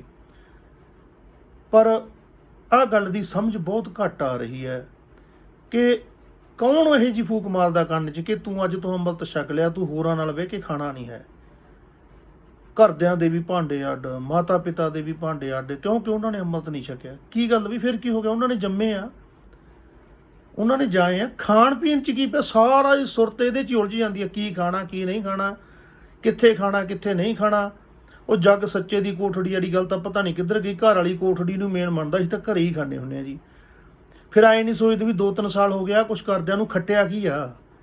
ਕੋਈ ਸਹਿਜ ਮਿਲਿਆ, ਕੋਈ ਸੰਤੋਖ ਮਿਲਿਆ, ਕੋਈ ਸ਼ਾਂਤੀ ਮਿਲੀ, ਕੋਈ ਪਿਆਰ ਮਿਲਿਆ, ਕੋਈ ਕਿਸੇ ਰੱਬੀ ਰੂਹ ਨੇ ਆ ਕੇ ਧਿਆਨ 'ਚ ਜਾਂ ਗਿਆਨ 'ਚ ਜਾਂ ਸੁਪਨੇ 'ਚ ਸਿਰ ਤੇ ਹੱਥ ਰੱਖਿਆ ਵੀ ਤੂੰ ਸਹੀ ਕਰ ਰਿਹਾ? ਪਾਈ ਖਿਲਾਰੇ ਹੀ ਤੁਰਿਆ ਜਾਂਦਾ। ਕਮ ਸੇ ਕਮ ਸਾਡਾ ਬੱਚਾ ਸਾਲ ਲਾਉਂਦਾ ਸਕੂਲ ਦੇ ਵਿੱਚ, ਸਾਲ ਬਾਅਦ ਉਹਦੀ ਸਮੀਖਿਆ ਹੁੰਦੀ ਆ ਕਿ ਇਹਨੇ ਕੀ ਕੀਤਾ ਕੀ ਨਹੀਂ ਕੀਤਾ। ਉਹ ਆਪਦੀਆਂ ਘਾਟਾਂ ਵਾਧਾਂ ਸੁਧਾਰਦਾ। ਜੇ ਫੇਲ ਹੋ ਜੇ ਪਾਸ ਹੋ ਜੇ, ਫਿਰ ਵੀ ਉਹ ਦਿੰਦਾ ਵੀ ਮੈਥੋਂ ਐਤਕੀ ਨੰਬਰ ਘੱਟ ਕਿਉਂ ਲਏ ਗਏ, ਆਹ ਕਮੀਆਂ। ਜਿਹੜੇ ਲੋਕ ਵੀ ਆਪਾਂ ਇਹ ਕਰ ਰਹੇ ਆ ਨਾ, ਜਦ 20-20 ਸਾਲਾਂ ਤੋਂ ਹੱਦ ਹੋ ਗਈ, 30-30 ਤੋਂ, ਸਮਝਦੇ ਕਿਉਂ ਨਹੀਂ ਵੀ ਸਾਨੂੰ ਮਿਲਿਆ ਕਿਉਂ ਨਹੀਂ ਕੁਛ? ਸਾਲ ਤੋਂ ਤਾਂ ਕਮ ਸੇ ਕਮ ਨਿਗਾਹ ਮਾਰੋ ਕਿ ਆਹ ਅਸੂਲ ਮੈਂ ਕਿਸੇ ਦੇ ਕਹੇ, ਕਿਸੇ ਸਾਧੂ ਦੀ ਜਾਂ ਕਿਸੇ ਦੀ ਵੀ ਗੱਲ ਸੁਣ ਕੇ ਲੱਗ ਗਿਆ ਸੀ ਆਹ ਕੰਮ ਕਰਨ, ਇਹਦੇ ਨਾਲ ਮੈਨੂੰ ਮਿਲਿਆ ਕੀ ਹੈ? ਕੀ ਮੇਰੇ ਮਨ 'ਚ ਪ੍ਰੇਮ ਜਾਗਿਆ ਕਾਇਨਾਤ ਪ੍ਰਤੀ? ਮਹਾਰਾਜ ਤਾਂ ਕਹਿੰਦੇ ਜੀ ਦਇਆ ਪ੍ਰਵਾਨ ਹੈ, ਸਭ ਦਾ ਪ੍ਰੇਮ ਆਉਂਦਾ, ਬੇਸ਼ਰਤ ਪ੍ਰੇਮ। ਪਰਮਾਤਮਾ ਦੇ ਰੂਪ ਆ ਸਾਰੇ। ਗੁਰੂ ਤਾਂ ਸਾਡੇ ਹੁਣ ਦੱਸਣਗੇ, ਇਹੀ ਕਹਿ ਰਹੇ ਆ। ਅਸੀਂ ਮਾਂ ਪਿਓ ਨੂੰ ਵੀ ਦੂਰ ਕਰਦੇ ਹਾਂ ਕਿ ਤੁਸੀਂ ਅੰਮ੍ਰਿਤਧਾਰੀ ਨਹੀਂ ਹੈਗੇ, ਜਾਂ ਆਪਦੇ ਭੈਣ ਭਰਾਵਾਂ ਨੂੰ ਨਹੀਂ ਬੁਲਾਉਂਦੇ, ਜਾਂ ਉਹਨਾਂ ਰਿਸ਼ਤੇਦਾਰੀਆਂ 'ਚ ਨਹੀਂ ਜਾਂਦੇ ਕਿ ਉਹ ਤਾਂ ਪੀਂਦੇ ਆ। ਪੀਂਦੇ ਉਹ ਆ, ਤੈਨੂੰ ਤਾਂ ਕੁਛ ਨਹੀਂ ਕਹਿੰਦੇ। ਐਡੀ ਤਾਂ ਮਾੜੀ ਉਹ ਚੀਜ਼ ਵੀ ਨਹੀਂ ਜਿੰਨੀ ਤੂੰ ਮੰਨ ਲਈ ਆ। ਜਿੰਨੀ ਹਉਮੈ ਮਾੜੀ ਆ, ਉਨੀ ਮਾੜੀ ਤਾਂ ਇਹ ਚੀਜ਼ਾਂ ਹੈ ਨਹੀਂ ਪ੍ਰਕਿਰਤੀ ਦੀਆਂ। ਤਾਂ ਰੰਗ ਆ ਪ੍ਰਕਿਰਤੀ ਦੇ। ਜੇ ਉਹਨੂੰ ਨਸ਼ਾ ਮੰਨਦੇ ਆ ਨਾ, ਜਿੰਨਾ ਨਸ਼ਾ ਅੱਜ ਮੈਡੀਸਨ ਦੇ ਨਾਂ 'ਤੇ ਤੁਹਾਨੂੰ ਦਿੱਤਾ ਜਾ ਰਿਹਾ ਹੈ, ਉਹਨਾਂ ਤਾਂ ਜਿਹੜੇ ਨਸ਼ਾ ਕਰਨ ਵਾਲੇ ਆ ਨਸ਼ਾ ਕਰਦੇ ਨਹੀਂ। ਤੁਹਾਨੂੰ ਟੀਵੀ ਰਾਹੀਂ ਮਸ਼ਹੂਰੀਆਂ ਦੇ 10-10 ਹਜ਼ਾਰ ਰੁਪਏ ਦੀ ਮਹੀਨੇ ਦੀ ਦਵਾਈ, ਬਸ ਉਹ ਇੱਕ ਇੱਜ਼ਤ ਵਾਲੀ ਗੱਲ ਆ ਕਿ ਫਲਾਨਾ ਸੌ ਡਾਕਟਰ ਨੇ ਲਿਖ ਕੇ ਦਿੱਤੀ ਹੈ, ਫਲਾਨੇ SMO ਨੇ ਲਿਖੀ ਹੈ, ਤੇ ਉਹ ਭਾਈ ਲੈਣੀ ਪੈਂਦੀ ਆ। ਉਹ ਫਿਰ ਵਿਚਾਰੇ ਜਿਹੜੇ ਆਪਦੀ ਮਰਜ਼ੀ ਨਾਲ ਕੁਛ ਲੈਂਦੇ ਆ ਆਪਦੀ ਖੁਸ਼ੀ ਵਾਸਤੇ, ਉਹ ਫਿਰ ਗਲਤ ਹੋ ਜਾਂਦੇ ਆ, ਤੇ ਤੁਸੀਂ ਡਾਕਟਰ ਤੋਂ ਲਿਖਾ ਕੇ ਲੈਣੋਂ ਠੀਕ ਹੋ ਜਾਂਦੇ ਹੋ। ਜਾਣੀ ਇਹ ਤਾਂ ਮੈਟਰ ਹੀ ਨਹੀਂ ਹੈਗਾ ਨਸ਼ਾ ਕੀ ਆ ਕੀ ਨਹੀਂ ਹੈਗਾ। ਇਹ ਗੱਲਾਂ ਹੀ ਬਹੁਤ ਥੱਲੇ ਦੀਆਂ ਉਹੀ ਆ। ਇਹ ਤੁਸੀਂ ਜਿਉਂਦੇ ਰਹਿ ਰਹੇ ਹੋ, ਕਿਵੇਂ ਰਹਿ ਰਹੇ ਹੋ ਤੁਹਾਨੂੰ ਪਤਾ। ਤੁਹਾਡਾ ਹੋਸ਼ ਕਿੱਥੇ ਆ? ਤੁਹਾਡੀ ਸੋਚ ਕਿੱਥੇ ਆ, ਤੁਹਾਡੇ ਅੰਦਰ ਕੀ ਚੱਲਦਾ। ਇਹ ਚੀਜ਼ਾਂ ਸਾਡੇ 'ਚ ਗੁਰਬਾਣੀ ਪੜ੍ਹਨ ਨਾ ਆਉਂਦੀਆਂ, ਪਰ ਅਸੀਂ ਪਤਾ ਨਹੀਂ ਸਮਝ ਗਏ ਕਿਵੇਂ। ਮੇਰੇ ਹੁਣ ਗੱਲ ਯਾਦ ਆਈ ਹੈ ਛੋਟੀ ਜੀ, ਕਿ ਅਸੀਂ ਇੱਕ ਕਿਸੇ ਮਿੱਤਰ ਪ੍ਰੇਮੀ ਦੇ ਘਰ ਗਏ, ਜਾ ਕੇ ਰੁਕੇ। ਅਸੀਂ ਉੱਧਰ ਕਿਤੇ ਗਏ ਹੋਏ ਸੀ ਤੇ ਫੋਨ ਕਰ ਲਿਆ ਸੀ ਕਿ ਇਸ ਇਲਾਕੇ 'ਚ ਹੀ ਆਏ ਹੋਏ ਹਾਂ। ਗਏ, ਦੇਖੋ ਕੁਛ ਗੱਲਾਂ ਹੁੰਦੀਆਂ, ਫਿਰ ਅਗਲਾ ਕਹਿੰਦਾ ਪਤਾ ਕਿਵੇਂ ਲੱਗਦਾ। ਅਸੀਂ ਉਹਨਾਂ ਨੂੰ ਦੱਸਤਾ ਕਿ ਅਸੀਂ ਅੱਧੇ ਕੁ ਘੰਟੇ ਤੱਕ ਪਹੁੰਚ ਜਾਵਾਂਗੇ ਫਲਾਨੀ ਜਗ੍ਹਾ। ਉਹ ਕਹਿੰਦੇ ਠੀਕ ਹੈ। ਹੁਣ ਜਦੋਂ ਅਸੀਂ ਗਏ, ਗਰਮੀ ਬਹੁਤ ਜ਼ਿਆਦਾ, ਅਸੀਂ ਉੱਤਰ ਕੇ ਗਏ ਤੇ ਉਹਨਾਂ ਨੇ ਏਸੀ ਵਾਲੇ ਕਮਰੇ 'ਚ ਸਾਨੂੰ ਜਾ ਕੇ ਬਹਾਇਆ, ਤੇ ਉਦੋਂ ਏਸੀ ਛੱਡਿਆ ਤੇ ਪੱਖਾ ਛੱਡਿਆ, ਉਹ ਬਾਹਰ ਚਲੇ ਗਏ। ਮਨ ਨੇ ਅੰਦਰੋਂ ਸੰਕੇਤ ਦੇਤਾ ਕਿ ਇੱਦਾਂ ਨਾ, ਅੱਧਾ ਘੰਟਾ ਪਹਿਲਾਂ ਗੱਲ ਹੋਈ ਸੀ, ਇਹ ਬੰਦੇ ਸੂਮ ਲੱਗਦੇ ਆ, ਜੇ ਇਹ ਸੂਮ ਨਾ ਹੁੰਦੇ ਇਹਨਾਂ ਨੇ ਉਹਦੀ ਏਸੀ ਛੱਡ ਦੇਣਾ ਸੀ, ਪੱਖਾ ਛੱਡ ਦੇਣਾ ਸੀ, ਆਉਂਦਿਆਂ ਨੂੰ ਕਮਰਾ ਠੰਡਾ ਹੋ ਜਾਣਾ ਸੀ। ਪਕੜ ਆ ਗਈ, ਲਵੀਏ ਸੂਮ ਆ। ਉਦੋਂ ਬਾਅਦ ਕੀ, ਉਹਨਾਂ ਦੇ ਮਿਸਤਰੀ ਲੱਗੇ ਹੋਏ ਸੀ, ਕੰਮ ਕਰੀ ਜਾਂਦੇ ਸੀ ਮਜ਼ਦੂਰ। ਅਸੀਂ ਗਏ ਤਾਂ ਉਹਨਾਂ ਨੇ ਸਾਡਾ ਕਰਕੇ ਕਿ ਕੀ ਛਕੋਗੇ, ਅਸੀਂ ਚਾਹ ਹੀ ਛਕਾਂਗੇ, ਹੋਰ ਕੁਛ ਨਹੀਂ। ਉਹਨਾਂ ਨੇ ਚਾਹ ਦੇ ਨਾਲ ਪਕੌੜੇ ਤਿਆਰ ਕਰ ਲਏ, ਸਾਰਾ ਕੁਛ ਐ ਵਧੀਆ। ਅਸੀਂ ਛਕਣ ਤੋਂ ਪਹਿਲਾਂ ਉਹਨਾਂ ਨੂੰ ਕਿਹਾ ਵੀ ਉਹ 4-5 ਮਜ਼ਦੂਰ ਆ, ਉਹਨਾਂ ਨੂੰ ਕਹਿੰਦੇ ਨਹੀਂ ਜੀ, ਉਹਨਾਂ ਨਾਲ ਸਾਡਾ ਠੇਕੇ ਤੇ ਨਿਬੜਿਆ ਵਾ। ਮੈਂ ਕਿਹਾ ਵੀ ਠੀਕ ਆ ਗੱਲ, ਠੇਕੇ ਤੇ ਤੁਹਾਡਾ ਨਿਬੜਿਆ ਵਾ, ਉਹ ਕੰਮ ਕਰਦੇ ਆ, ਉਹਦੇ ਉਹ ਪੈਸੇ ਲੈਣਗੇ, ਆਪਦੇ ਲੈ ਚੁੱਕੇ ਆ।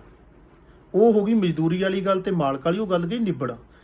ਹੁਣ ਤੁਸੀਂ ਗੁਰਸਿੱਖ ਹੋ, ਤੁਹਾਡੇ ਘਰੇ ਕੋਈ ਚੀਜ਼ ਬਣ ਰਹੀ ਆ, ਅਸੀਂ 5-7 ਬੰਦੇ ਆਏ ਆ, ਗੁਰਸਿੱਖਾਂ ਕਹਿ ਲਓ, ਤੇ ਹੁਣ ਲੰਗਰ ਹੈ ਇਹ ਗੁਰੂ ਕਾ, ਤੇ ਹੁਣ ਜੇ ਕੋਈ ਨਾਲ ਦਾ ਪਾਸੇ ਫਿਰਦਾ, ਉਹਨੂੰ ਛਕਾਉਣਾ ਆਪਣਾ ਪਹਿਲਾ ਫਰਜ਼ ਆ, ਉਦੋਂ ਬਾਅਦ ਛਕਣਾ ਆਪਾਂ।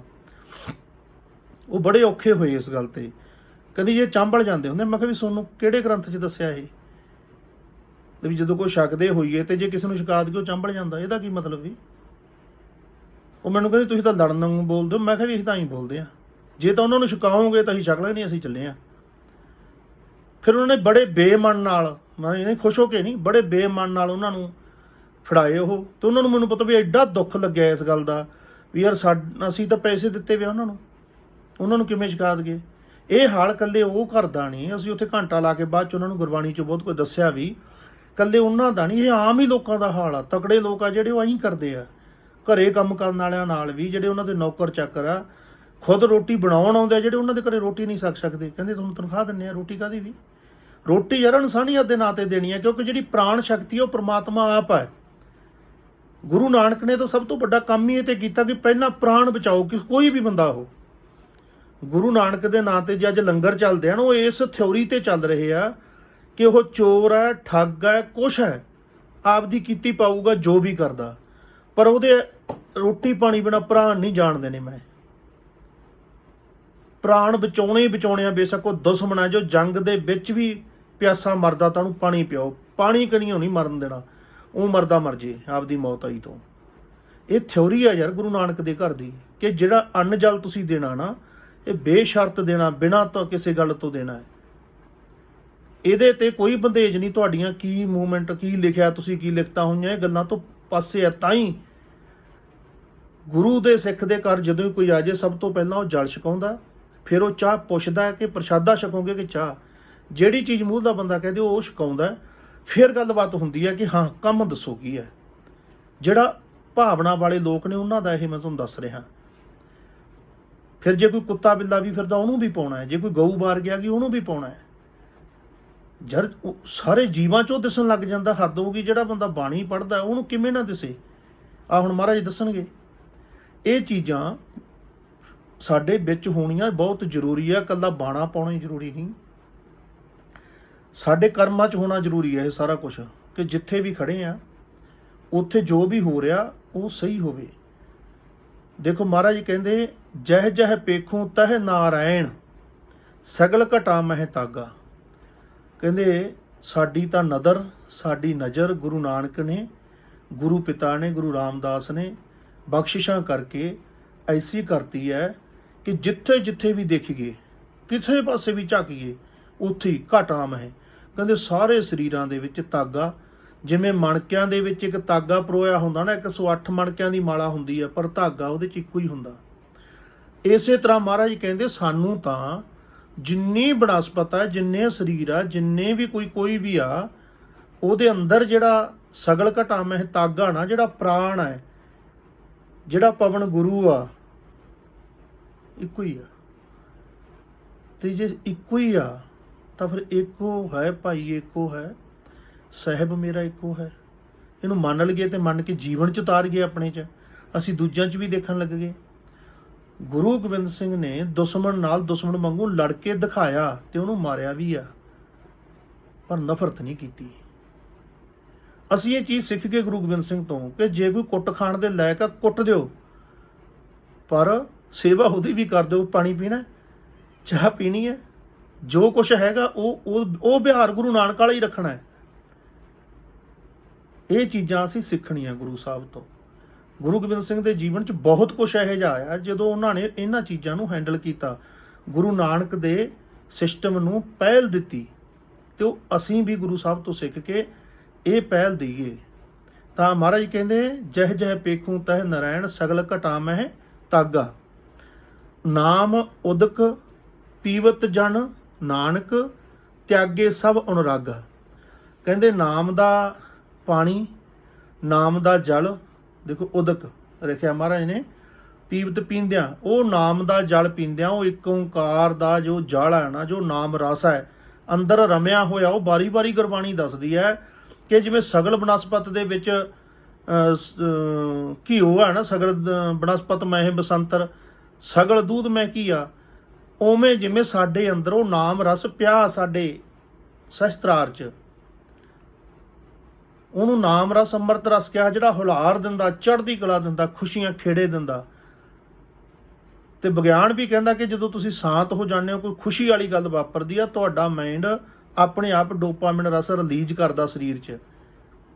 ਅਸੀਂ ਨਾਮ ਰਸ ਕਹਿੰਦੇ ਆ, ਉਹ ਡੋਪਾਮਾਈਨ ਕਹਿ ਦਿੰਦੇ ਆ, ਉਹ ਨਾ ਦੇਣਾ ਹੀ ਆ ਕਿਸੇ ਨੇ, ਕੋਈ ਵੀ ਦੇ ਲਓ, ਅੰਮ੍ਰਿਤ ਰਸ ਕਹਿ ਲਓ, ਨਾਮ ਰਸ ਕਹਿ ਲਓ, ਹਰੀ ਰਸ ਕਹਿ ਲਓ, ਰਾਮ ਰਸ ਕਹਿ ਲਓ, ਡੋਪਾਮਾਈਨ ਕਹਿ ਲਓ, ਜੋ ਵੀ ਹੈ ਵਿਗਿਆਨ ਨੇ ਆਪਣਾ ਨਾਮ ਦੇਣਾ। ਅਸੀਂ ਦਿਵ ਦ੍ਰਿਸ਼ਟੀ ਕਹਿੰਦੇ ਆ, ਤੀਜਾ ਨੇਤਰ ਕਹਿੰਦੇ ਆ, ਹਨਾ, ਵਿਗਿਆਨ ਵੀ ਕਹਿੰਦਾ ਕਿ ਹਾਂ ਹੈ ਇੱਥੇ ਕੁਛ ਐਸਾ। ਤਾਂ ਸਤਿਗੁਰੂ ਕਹਿੰਦੇ ਨਾਮ ਉਦਕ ਪੀਵਤ ਜਨ ਨਾਨਕ ਤਿਆਗੇ ਸਭ ਅਨੁਰਾਗਾ। ਕਹਿੰਦੇ ਨਾਮ ਦਾ ਜਲ ਪੀ ਕੇ ਹੋਰ ਸਾਰੇ ਤਰ੍ਹਾਂ ਦੇ ਅਨੁਰਾਗ ਸੀ, ਜਿਹੜੇ ਹੋਰ ਤਰ੍ਹਾਂ ਦੇ ਸਾਰੇ ਪਿਆਰ ਸੀ, ਉਹ ਕਹਿੰਦੇ ਤਿਆਗੇ ਗਏ ਆਪਣੇ ਆਪ ਹੀ। ਇਹ ਕੁਦਰਤੀ ਇੱਕ ਸਿਸਟਮ ਹੈ, ਕੁਦਰਤੀ ਸਿਸਟਮ ਹੈ, ਕਰੇ ਤੋਂ ਨਹੀਂ ਹੁੰਦਾ, ਆਪਣੇ ਆਪੇ ਨਾ ਹੁੰਦਾ। ਜਿਵੇਂ ਕੋਈ ਬੱਚਾ ਪਿੰਡ ਦੇ ਪ੍ਰਾਇਮਰੀ ਸਕੂਲ 'ਚ ਪੜ੍ਹਦਾ ਤਾਂ ਉਹਦੇ ਮਿੱਤਰ ਪਿੰਡ ਵਾਲੇ ਬੱਚੇ ਹੀ ਬਣਦੇ ਆ, ਪਰ ਉਹ ਮਾਂ ਪਿਓ ਦੀ ਜਾਇਦਾਦ ਦਾ ਕਰਕੇ, ਮਾਂ ਪਿਓ ਦੇ ਕੋਲੇ ਧਨਾੜ ਹੋਣ ਕਰਕੇ ਜਦੋਂ ਸ਼ਹਿਰ ਜਾ ਲੱਗਦਾ ਤਾਂ ਉਹਦੇ ਪਿੰਡ ਵਾਲੇ ਹੌਲੀ ਹੌਲੀ ਹੌਲੀ ਹੌਲੀ ਵਿਸਰਨੇ ਸ਼ੁਰੂ ਹੋ ਜਾਂਦੇ ਆ, ਉਹ ਸ਼ਹਿਰ ਵਾਲੇ ਮਿੱਤਰ ਬਣਨੇ ਸ਼ੁਰੂ ਹੋ ਜਾਂਦੇ ਆ। ਜਦੋਂ ਉੱਥੋਂ ਵੱਡੀਆਂ ਕਲਾਸਾਂ 'ਚ ਜਾਂਦਾ, ਮੰਨ ਲਓ ਚੰਡੀਗੜ੍ਹ ਜਾ ਕੇ ਪੜ੍ਹਦਾ, ਫਿਰ ਇੱਥੋਂ ਵਾਲੇ ਹੌਲੀ ਹੌਲੀ ਹੌਲੀ ਹੌਲੀ ਪਿੱਛੇ ਹੋ ਜਾਂਦੇ ਆ, ਉਹ ਮੂਹਰੇ ਆ ਜਾਂਦੇ ਆ। ਉਦੋਂ ਅੱਗੇ ਜੇ ਵਿਦੇਸ਼ ਜਾ ਕੇ ਪੜ੍ਹਨ ਲੱਗ ਜਾਂਦਾ ਤਾਂ ਉਧਰ ਦੇ ਲੋਕ ਉਹਦੇ ਮਿੱਤਰ ਬਣ ਜਾਂਦੇ ਆ। ਤੇ ਮਹਾਰਾਜ ਇਵੇਂ ਕਹਿੰਦੇ ਆ, ਕਹਿੰਦੇ ਜਦੋਂ ਆਹ ਸਾਰੇ ਰਾਸੀ ਆ, ਜਿੰਨੇ ਨਸ਼ੇ ਹੈ, ਜਿੰਨੇ ਪਦਾਰਥ ਹੈ, ਜਿੰਨੀਆਂ ਚੀਜ਼ਾਂ ਹੈ, ਇਹ ਧਰਮ ਵਾਲੇ ਪਾਸੇ ਨਿਖੇਧ ਕਿਉਂ ਕੀਤੀਆਂ ਗਈਆਂ? ਇਹਨਾਂ ਨੂੰ ਰੋਕਿਆ ਕਿਉਂ ਜਾਂਦਾ? ਨਸ਼ਿਆਂ ਨੂੰ ਕਿਹਾ ਕਿਉਂ ਜਾਂਦਾ ਕਿ ਇਹਨਾਂ ਦੇ ਡਿੱਕੇ ਨਾ ਚੜ੍ਹ ਜਾਓ? ਕਾਰਨ ਇੱਕ ਸਿਰਫ ਇੱਕੋ ਹੀ ਆ, ਜਿੱਦੇ ਤੋਂ ਦੁਨੀਆ ਸਾਜੀ ਆ। ਤੁਸੀਂ ਗ੍ਰੰਥ ਪੁਰਾਣੇ ਤੋਂ ਪੁਰਾਣੇ ਵੇਦ ਚੱਕ ਕੇ ਪੜ੍ਹ ਲਓ। ਮਨੁੱਖ ਸੁੱਖ ਚਾਹੁੰਦਾ, ਮਨੁੱਖ ਸ਼ਾਂਤੀ ਚਾਹੁੰਦਾ, ਮਨੁੱਖ ਇੱਕ ਇਹੋ ਜਿਹੀ ਸਟੇਟ ਚਾਹੁੰਦਾ ਆਪਣੇ ਅੰਦਰ ਕਿ ਐ ਭਾਵਨਾਵਾਂ ਉੱਡਣ, ਚੜ੍ਹਦੀ ਕਲਾ, ਖੇੜਾ ਚਾਹੁੰਦਾ। ਤੇ ਨਾਲੇ ਵੀ ਇੱਕ ਕੌੜਾ ਸੱਚ ਹੈ ਕਿ ਸਦੀਆਂ ਤੋਂ ਹੀ ਜਿਹੜੇ ਨਸ਼ੇ ਹੈ ਇਹ ਵੀ ਇੱਕ ਖੇੜਾ ਦਿੰਦੇ ਆ। ਜਦੋਂ ਬੰਦੇ ਨੂੰ ਅਸਲੀ ਖੇੜੇ ਦਾ ਨਹੀਂ ਪਤਾ ਹੁੰਦਾ, ਅਸਲੀ ਆਨੰਦ ਦਾ, ਪਰਮਾਨੰਦ ਦਾ ਨਹੀਂ ਪਤਾ, ਤੇ ਉਹ ਇਸ ਸੁੱਖ ਨੂੰ ਮਾਣਦਾ ਹੈ। ਜਿਹਦੇ ਕੋਲੇ ਪਹਿਲਾਂ ਦੁੱਖ ਹੀ ਦੁੱਖ ਆ, ਉਹ ਕੁਛ ਸਕਿੰਟਾਂ ਲਈ ਇੱਕ ਸੁੱਖ ਮਾਣਦਾ ਹੈ। ਕਈ ਵਾਰ ਉਹ ਉਹਦਾ ਗੁਲਾਮ ਹੋ ਜਾਂਦਾ, ਫਿਰ ਗੁਲਾਮ ਹੋ ਕੇ ਉਹ ਸੁੱਖ ਬਾਰੀ ਬਾਰੀ ਚਾਹੁੰਦਾ, ਤੇ ਬਾਰੀ ਬਾਰੀ ਉਹ ਨਸ਼ੇ ਯੂਜ਼ ਕਰਦਾ, ਤਾਂ ਫਿਰ ਉਹ ਇੱਧਰ ਹੀ ਜ਼ਿੰਦਗੀ ਗਵਾ ਜਾਂਦਾ। ਉਹ ਜੀਵਨ ਨੇਫਲ ਕੌਡੀਆਂ ਦੇ ਭਾਅ ਗਵਾ ਜਾਂਦਾ। ਉਹ ਕੌਡੀਆਂ ਦੇ ਭਾਅ ਨਾ ਗਵਾਵੇ। ਜਿਹੜਾ ਉਹ ਸੁੱਖ ਆਨੰਦ ਚਾਹੁੰਦਾ, ਉਹਨੂੰ ਬਾਣੀ 'ਚੋਂ ਪਤਾ ਲੱਗ ਜੇ, ਉਹਨੂੰ ਧਿਆਨ 'ਚੋਂ ਪਤਾ ਲੱਗ ਜੇ, ਉਹਨੂੰ ਆਪਣੇ ਅੰਦਰੋਂ ਪਤਾ ਲੱਗ ਜੇ, ਤਾਂ ਉਹ ਫਿਰ ਮੁੱਲ ਵਾਲੇ ਨਸ਼ੇ ਨਹੀਂ ਲਊਗਾ। ਉਹ ਜਿਹੜਾ ਆਤਮ ਰਸ ਉਹਨੂੰ ਆਪਣੇ ਆਪ ਮਿਲਦਾ ਹੈ, ਖੁਮਾਰੀ ਮਿਲਦੀ ਹੈ ਜਿਹੜੀ ਨਾਮ ਦੀ, ਉਹ ਇੱਧਰੋਂ ਲੈਣੀ ਸ਼ੁਰੂ ਕਰੂ। ਹੁਣ ਜਦੋਂ ਇੱਧਰੋਂ ਨਹੀਂ ਮਿਲੀ, ਇੱਧਰ ਦਾ ਰਾਹ ਨਹੀਂ ਪਤਾ, ਤਾਂ ਫਿਰ ਹਰ ਬੰਦਾ ਸੁੱਖ ਚਾਹੁੰਦਾ ਕਿਸੇ ਨਾ ਕਿਸੇ ਨਸ਼ੇ ਨੂੰ ਯੂਜ਼ ਕਰਨਾ ਸ਼ੁਰੂ ਕਰ ਦਿੰਦਾ। ਤੇ ਇਹ ਨਸ਼ੇ ਵੀ ਨੇ ਜਿਹੜੇ ਇੱਕ ਬਿਮਾਰੀ ਵਾਂਗ ਹੀ ਲੈਣਾ ਚਾਹੀਦਾ ਇਹਨਾਂ ਨੂੰ, ਕਿ ਇੱਕ ਰੋਗ ਲੱਗ ਗਿਆ ਤੇ ਰੋਗ ਦੀ ਤਰ੍ਹਾਂ ਹੀ ਟਰੀਟਮੈਂਟ ਕਰਾਉਣਾ ਚਾਹੀਦਾ। ਜਿਹੜੇ ਤਾਨੇ ਮਿਹਣੇ ਮਾਰ ਮਾਰ ਕੇ ਅਸੀਂ ਉਹਨਾਂ ਨੂੰ ਬਹੁਤ ਜਲੀਲ ਕਰਦੇ ਹਾਂ, ਇਸ ਲੋਕਾਂ ਨੂੰ, ਉਹਨਾਂ ਨੂੰ ਮਾਨਸਿਕ ਤੌਰ 'ਤੇ ਨੀਵੇਂ ਸਿੱਟ ਦਿੰਦੇ ਆ ਤੇ ਉਹਨਾਂ ਨੂੰ ਅਹਿਸਾਸ ਕਰਾ ਦਿੰਦੇ ਆ ਕਿ ਤੁਸੀਂ ਤਾਂ ਜਮਾਂ ਹੀ ਗਏ ਗੁਜਰੇ ਹੋ। ਉਦੋਂ ਫਿਰ ਕਈ ਵਾਰੀ ਬਾਗੀ ਆਨਾ ਤਬੀਅਤ ਆ ਜਿਹੜੀ ਉਹ ਉੱਭਰ ਆਉਂਦੀ ਹੈ ਵੀ ਅਸੀਂ ਤਾਂ ਫਿਰ ਜਾਵਾਂਗੇ ਹੀ। ਕਿਉਂਕਿ ਤੁਸੀਂ ਹੈਰਾਨ ਹੋਵੋਗੇ ਜਿਹੜੇ ਲੋਕਾਂ ਨੂੰ ਐਂ ਡਾਕਟਰ ਦੱਸ ਦਿੰਦੇ ਆ ਕਿ ਜੇ ਤੂੰ ਇਦੋਂ ਬਾਅਦ ਆਹ ਚੀਜ਼ ਲਈ ਤੇ ਤੂੰ ਖਤਮ ਹੈ। ਬਹੁਤ 4-5 ਉਦਾਹਰਨਾਂ ਤਾਂ ਅਸੀਂ ਇੱਥੇ ਹੀ ਦੇਖੀਆਂ ਕਿ ਉਹ ਬੰਦਿਆਂ ਨੂੰ ਪਤਾ ਸੀ ਇਸ ਗੱਲ ਦਾ, ਉਹਨਾਂ ਨੇ ਗੱਲਾਂ ਵੀ ਕੀਤੀਆਂ ਕਿ ਹਾਂ ਮੈਨੂੰ ਪਤਾ ਜੀ ਮੈਂ ਹੁਣ ਪੈਗ ਲਾਇਆ ਤਾਂ ਮੇਰਾ ਜਿਹੜਾ ਲੀਵਰ ਐਸਕ੍ਰੀਸ਼ਨ ਚੈੱਕ ਉਹ ਖਤਮ ਹੋ ਜਾਊਗਾ, ਮੈਂ ਮਰ ਜੂ। ਤੇ ਫਿਰ ਪੁੱਛਿਆ ਵੀ ਇਹ ਚੀਜ਼ ਬੰਦ ਹੀ ਕਰ ਦਿਓ ਯਾਰ, ਹਨਾ ਕੀ ਗੱਲ ਆ? ਉਹ ਕਹਿੰਦੇ ਪਤਾ ਨਹੀਂ ਕਿਉਂ ਲੱਗਦਾ ਵੀ ਜਾਣਿਆ ਤਾਂ ਜਾਣ ਦੇ। ਕਿਉਂਕਿ ਸਾਡੇ ਕਿਤੇ ਨਾ ਕਿਤੇ ਤਾਂ ਚੇਤਨਾ 'ਚ ਇਹ ਪਿਆ ਹੀ ਆ ਕਿ ਮੈਂ ਨਹੀਂ ਮਰਦਾ, ਮੈਂ ਅਮਰ ਹੈ, ਮਰਦੀ ਇਹ ਬੋਡੀ ਆ, ਮੈਂ ਨਹੀਂ ਮਰਦਾ। ਕਿਤੇ ਨਾ ਕਿਤੇ ਪਿਆ ਜਿਹੜਾ ਸਾਨੂੰ ਦਲੇਰੀ ਦਿੰਦਾ। ਸਭ ਕੁਝ ਅੱਖਾਂ ਦੇ ਸਾਹਮਣੇ ਦਿਸਣ ਦੇ ਬਾਵਜੂਦ ਜਦੋਂ ਅਸੀਂ ਇਹ ਕਰਦੇ ਹਾਂ ਸਾਡੇ ਕਿਤੇ ਨਾ ਕਿਤੇ ਉਹ ਤੱਤ ਜਾਗਦਾ। ਉਹ ਬਾਗੀਆਨਾ ਤੱਤ ਨਾ ਜਾਗਣ, ਪ੍ਰੇਮ ਪਿਆਰ ਨਾਲ ਹੀ ਸਮਝਾਇਆ ਜਾਵੇ, ਪ੍ਰੇਮ ਪਿਆਰ ਨਾਲ ਹੀ ਮੋੜਿਆ ਜਾਵੇ, ਅਰਦਾਸਾਂ ਬੇਨਤੀਆਂ ਕਰਕੇ, ਸੇਵਾ ਕਰਕੇ, ਤਾਂ ਬਹੁਤ ਵਧੀਆ ਗੱਲ ਆ। ਸਤਿਗੁਰੂ ਰਹਿਮਤ ਕਰਨ। ਮਹਾਰਾਜ ਕਹਿੰਦੇ ਜਿਹੜਾ ਨਾਮ ਦਾ ਰਸ ਆ ਨਾ, ਨਾਮ ਉਦਕ ਪੀਵਤ ਜਨ ਨਾਨਕ ਤਿਆਗੇ ਸਭ ਅਨੁਰਾਗਾ। ਜਿਹੜੇ ਹੋਰ ਤਰ੍ਹਾਂ ਦੇ ਅਨੁਰਾਗ ਲੱਗੇ ਹੋਏ ਸੀ ਜ਼ਿੰਦਗੀ ਦੇ ਵਿੱਚ, ਹੋਰ ਚੀਜ਼ਾਂ 'ਚ ਉਲਝਣਾਂ 'ਚ ਪੈਂਦੇ ਸੀ, ਉਹਨਾਂ ਪਿਆਰਾਂ 'ਚ ਉਲਝ ਕੇ ਉਹ ਕਹਿੰਦੇ ਆਪਣੇ ਆਪ ਹੀ ਦੂਰ ਹੋ ਜਾਂਦੇ ਆ ਤੇ ਉਹ ਰਾਮ ਦਾ ਰਸ ਆ ਜਿਹੜਾ, ਨਾਮ ਦਾ ਰਸ ਆ, ਉਹ ਅੱਗੇ ਆ ਜਾਂਦਾ। ਸਤਿਗੁਰੂ ਰਹਿਮਤ ਕਰਦੇ ਆ। ਇਹ ਗੱਲ ਚੇਤੇ ਰੱਖਣੀ ਆ, ਗੁਰੂ ਨਾਨਕ ਦਾ ਘਰ ਬਿਨਾਂ ਕੁਛ ਪੁੱਛਿਆ ਕਿ ਤੂੰ ਕੌਣ ਹੈ, ਕੀ ਹੈ, ਕਿੱਥੋਂ ਹੈ, ਆਉਂਦੇ ਨਹੀਂ ਜੀ ਆਇਆਂ ਨੂੰ ਕਹਿ ਕੇ ਸਿੱਧਾ ਲੰਗਰ ਨੂੰ। ਪਹਿਲੇ ਲੰਗਰ ਫਿਰ ਹਰਮੰਦਰ। ਗੁਰੂ ਅਮਰਦਾਸ ਨੇ ਤਾਂ ਲਿਖਤੀ ਰੂਪ 'ਚ ਅਸੂਲ ਬਣਾਤਾ ਸੀ ਆਪਦੇ ਸਥਾਨ ਤੇ, ਪਹਿਲੇ ਪੰਗਤ ਪਾਛੈ ਸੰਗਤ। ਜਿਹੜਾ ਵੀ ਆਊਗਾ ਉਹਨੂੰ ਆਮ ਲੋਕਾਂ ਨਾਲ ਬਹਿ ਕੇ ਪੰਗਤ 'ਚ ਬਹਿ ਕੇ ਲੰਗਰ ਛਕਣਾ ਪੈਣਾ। ਜੇ ਅਕਬਰ ਆਇਆ, ਜਦੋਂ ਉਹਨੂੰ ਦੱਸਿਆ ਕਿ ਸਤਿਗੁਰਾਂ ਦਾ ਤਾਂ ਇਹ ਅਸੂਲ ਹੈ, ਬੜਾ ਸਿਆਣਾ ਸੀ ਉਹ ਵੀ, ਕਦਰਦਾਨ ਸੀ ਸਤਿਪੁਰਸ਼ਾਂ ਦਾ, ਉਹ ਕਹਿੰਦਾ ਠੀਕ ਹੈ। ਆਮ ਲੋਕਾਂ ਦੇ ਵਿੱਚ ਬਹਿ ਕੇ ਲੰਗਰ ਛਕਿਆ, ਪੰਗਤ 'ਚ ਬੈਠਾ, ਫੇਰ ਗਿਆ ਗੁਰੂ ਸਾਹਿਬ ਕੋਲ, ਬਚਨ ਬਲਾਸ ਕੀਤੇ। ਉਹ ਸਾਖੀਆਂ ਆਪਾਂ ਕਰਿਆ ਕਰਾਂਗੇ, ਸਾਂਝ ਪਾਇਆ ਕਰਾਂਗੇ। ਜਾਣੀ ਕਹਿਣ ਦਾ ਮਤਲਬ ਸਤਿਗੁਰਾਂ ਨੇ ਸਾਡੇ ਲਈ, ਸਾਨੂੰ ਉੱਚੇ ਚੱਕਣ ਲਈ ਕਿ ਤੁਸੀਂ ਜਾਣੋ ਤੁਸੀਂ ਕੌਣ ਹੋ, ਤੁਸੀਂ ਕਰਤੇ ਪੁਰਖ ਦਾ ਰੂਪ ਹੋ, ਤੁਸੀਂ ਉਹਦੀ ਅੰਸ਼ ਹੋ, ਤੁਸੀਂ ਖੁਦ ਹੀ ਨੀਵੇਂ ਉਤਰ ਕੇ ਗਲਤ ਚੱਕਰਾਂ 'ਚ ਨਾ ਪਾਓ, ਤੁਸੀਂ ਆਪਣੇ ਆਪ ਦੀ ਜਾਣੋ, ਪਹਿਚਾਣੋ, ਆਪਣੇ ਆਪ ਨੂੰ ਤਗੜੇ ਹੋਵੋ। ਇਹ ਸਤਿਗੁਰਾਂ ਨੇ ਸਾਡੇ ਤੇ ਰਹਿਮਤ ਕੀਤੀ ਹੈ, ਕਿਰਪਾ ਕੀਤੀ ਹੈ। ਆਓ ਆਪਾਂ ਇਹ ਵਾਕ ਦੀ ਸਾਂਝ ਪਾਈ ਹੈ। ਬੋਲਦਿਆਂ ਕੋਲੋਂ ਅਨੇਕਾਂ ਪ੍ਰਕਾਰ ਦੀਆਂ ਕੁਛ ਗੱਲਾਂ ਬੋਲੀਆਂ ਜਾਂਦੀਆਂ। ਸਤਿਗੁਰ ਬਖਸ਼ਣਯੋਗ ਆ। ਫਤਿਹ ਕਰੋ ਪ੍ਰਵਾਨ। ਵਾਹਿਗੁਰੂ ਜੀ ਕਾ ਖਾਲਸਾ, ਵਾਹਿਗੁਰੂ ਜੀ ਕੀ ਫਤਿਹ।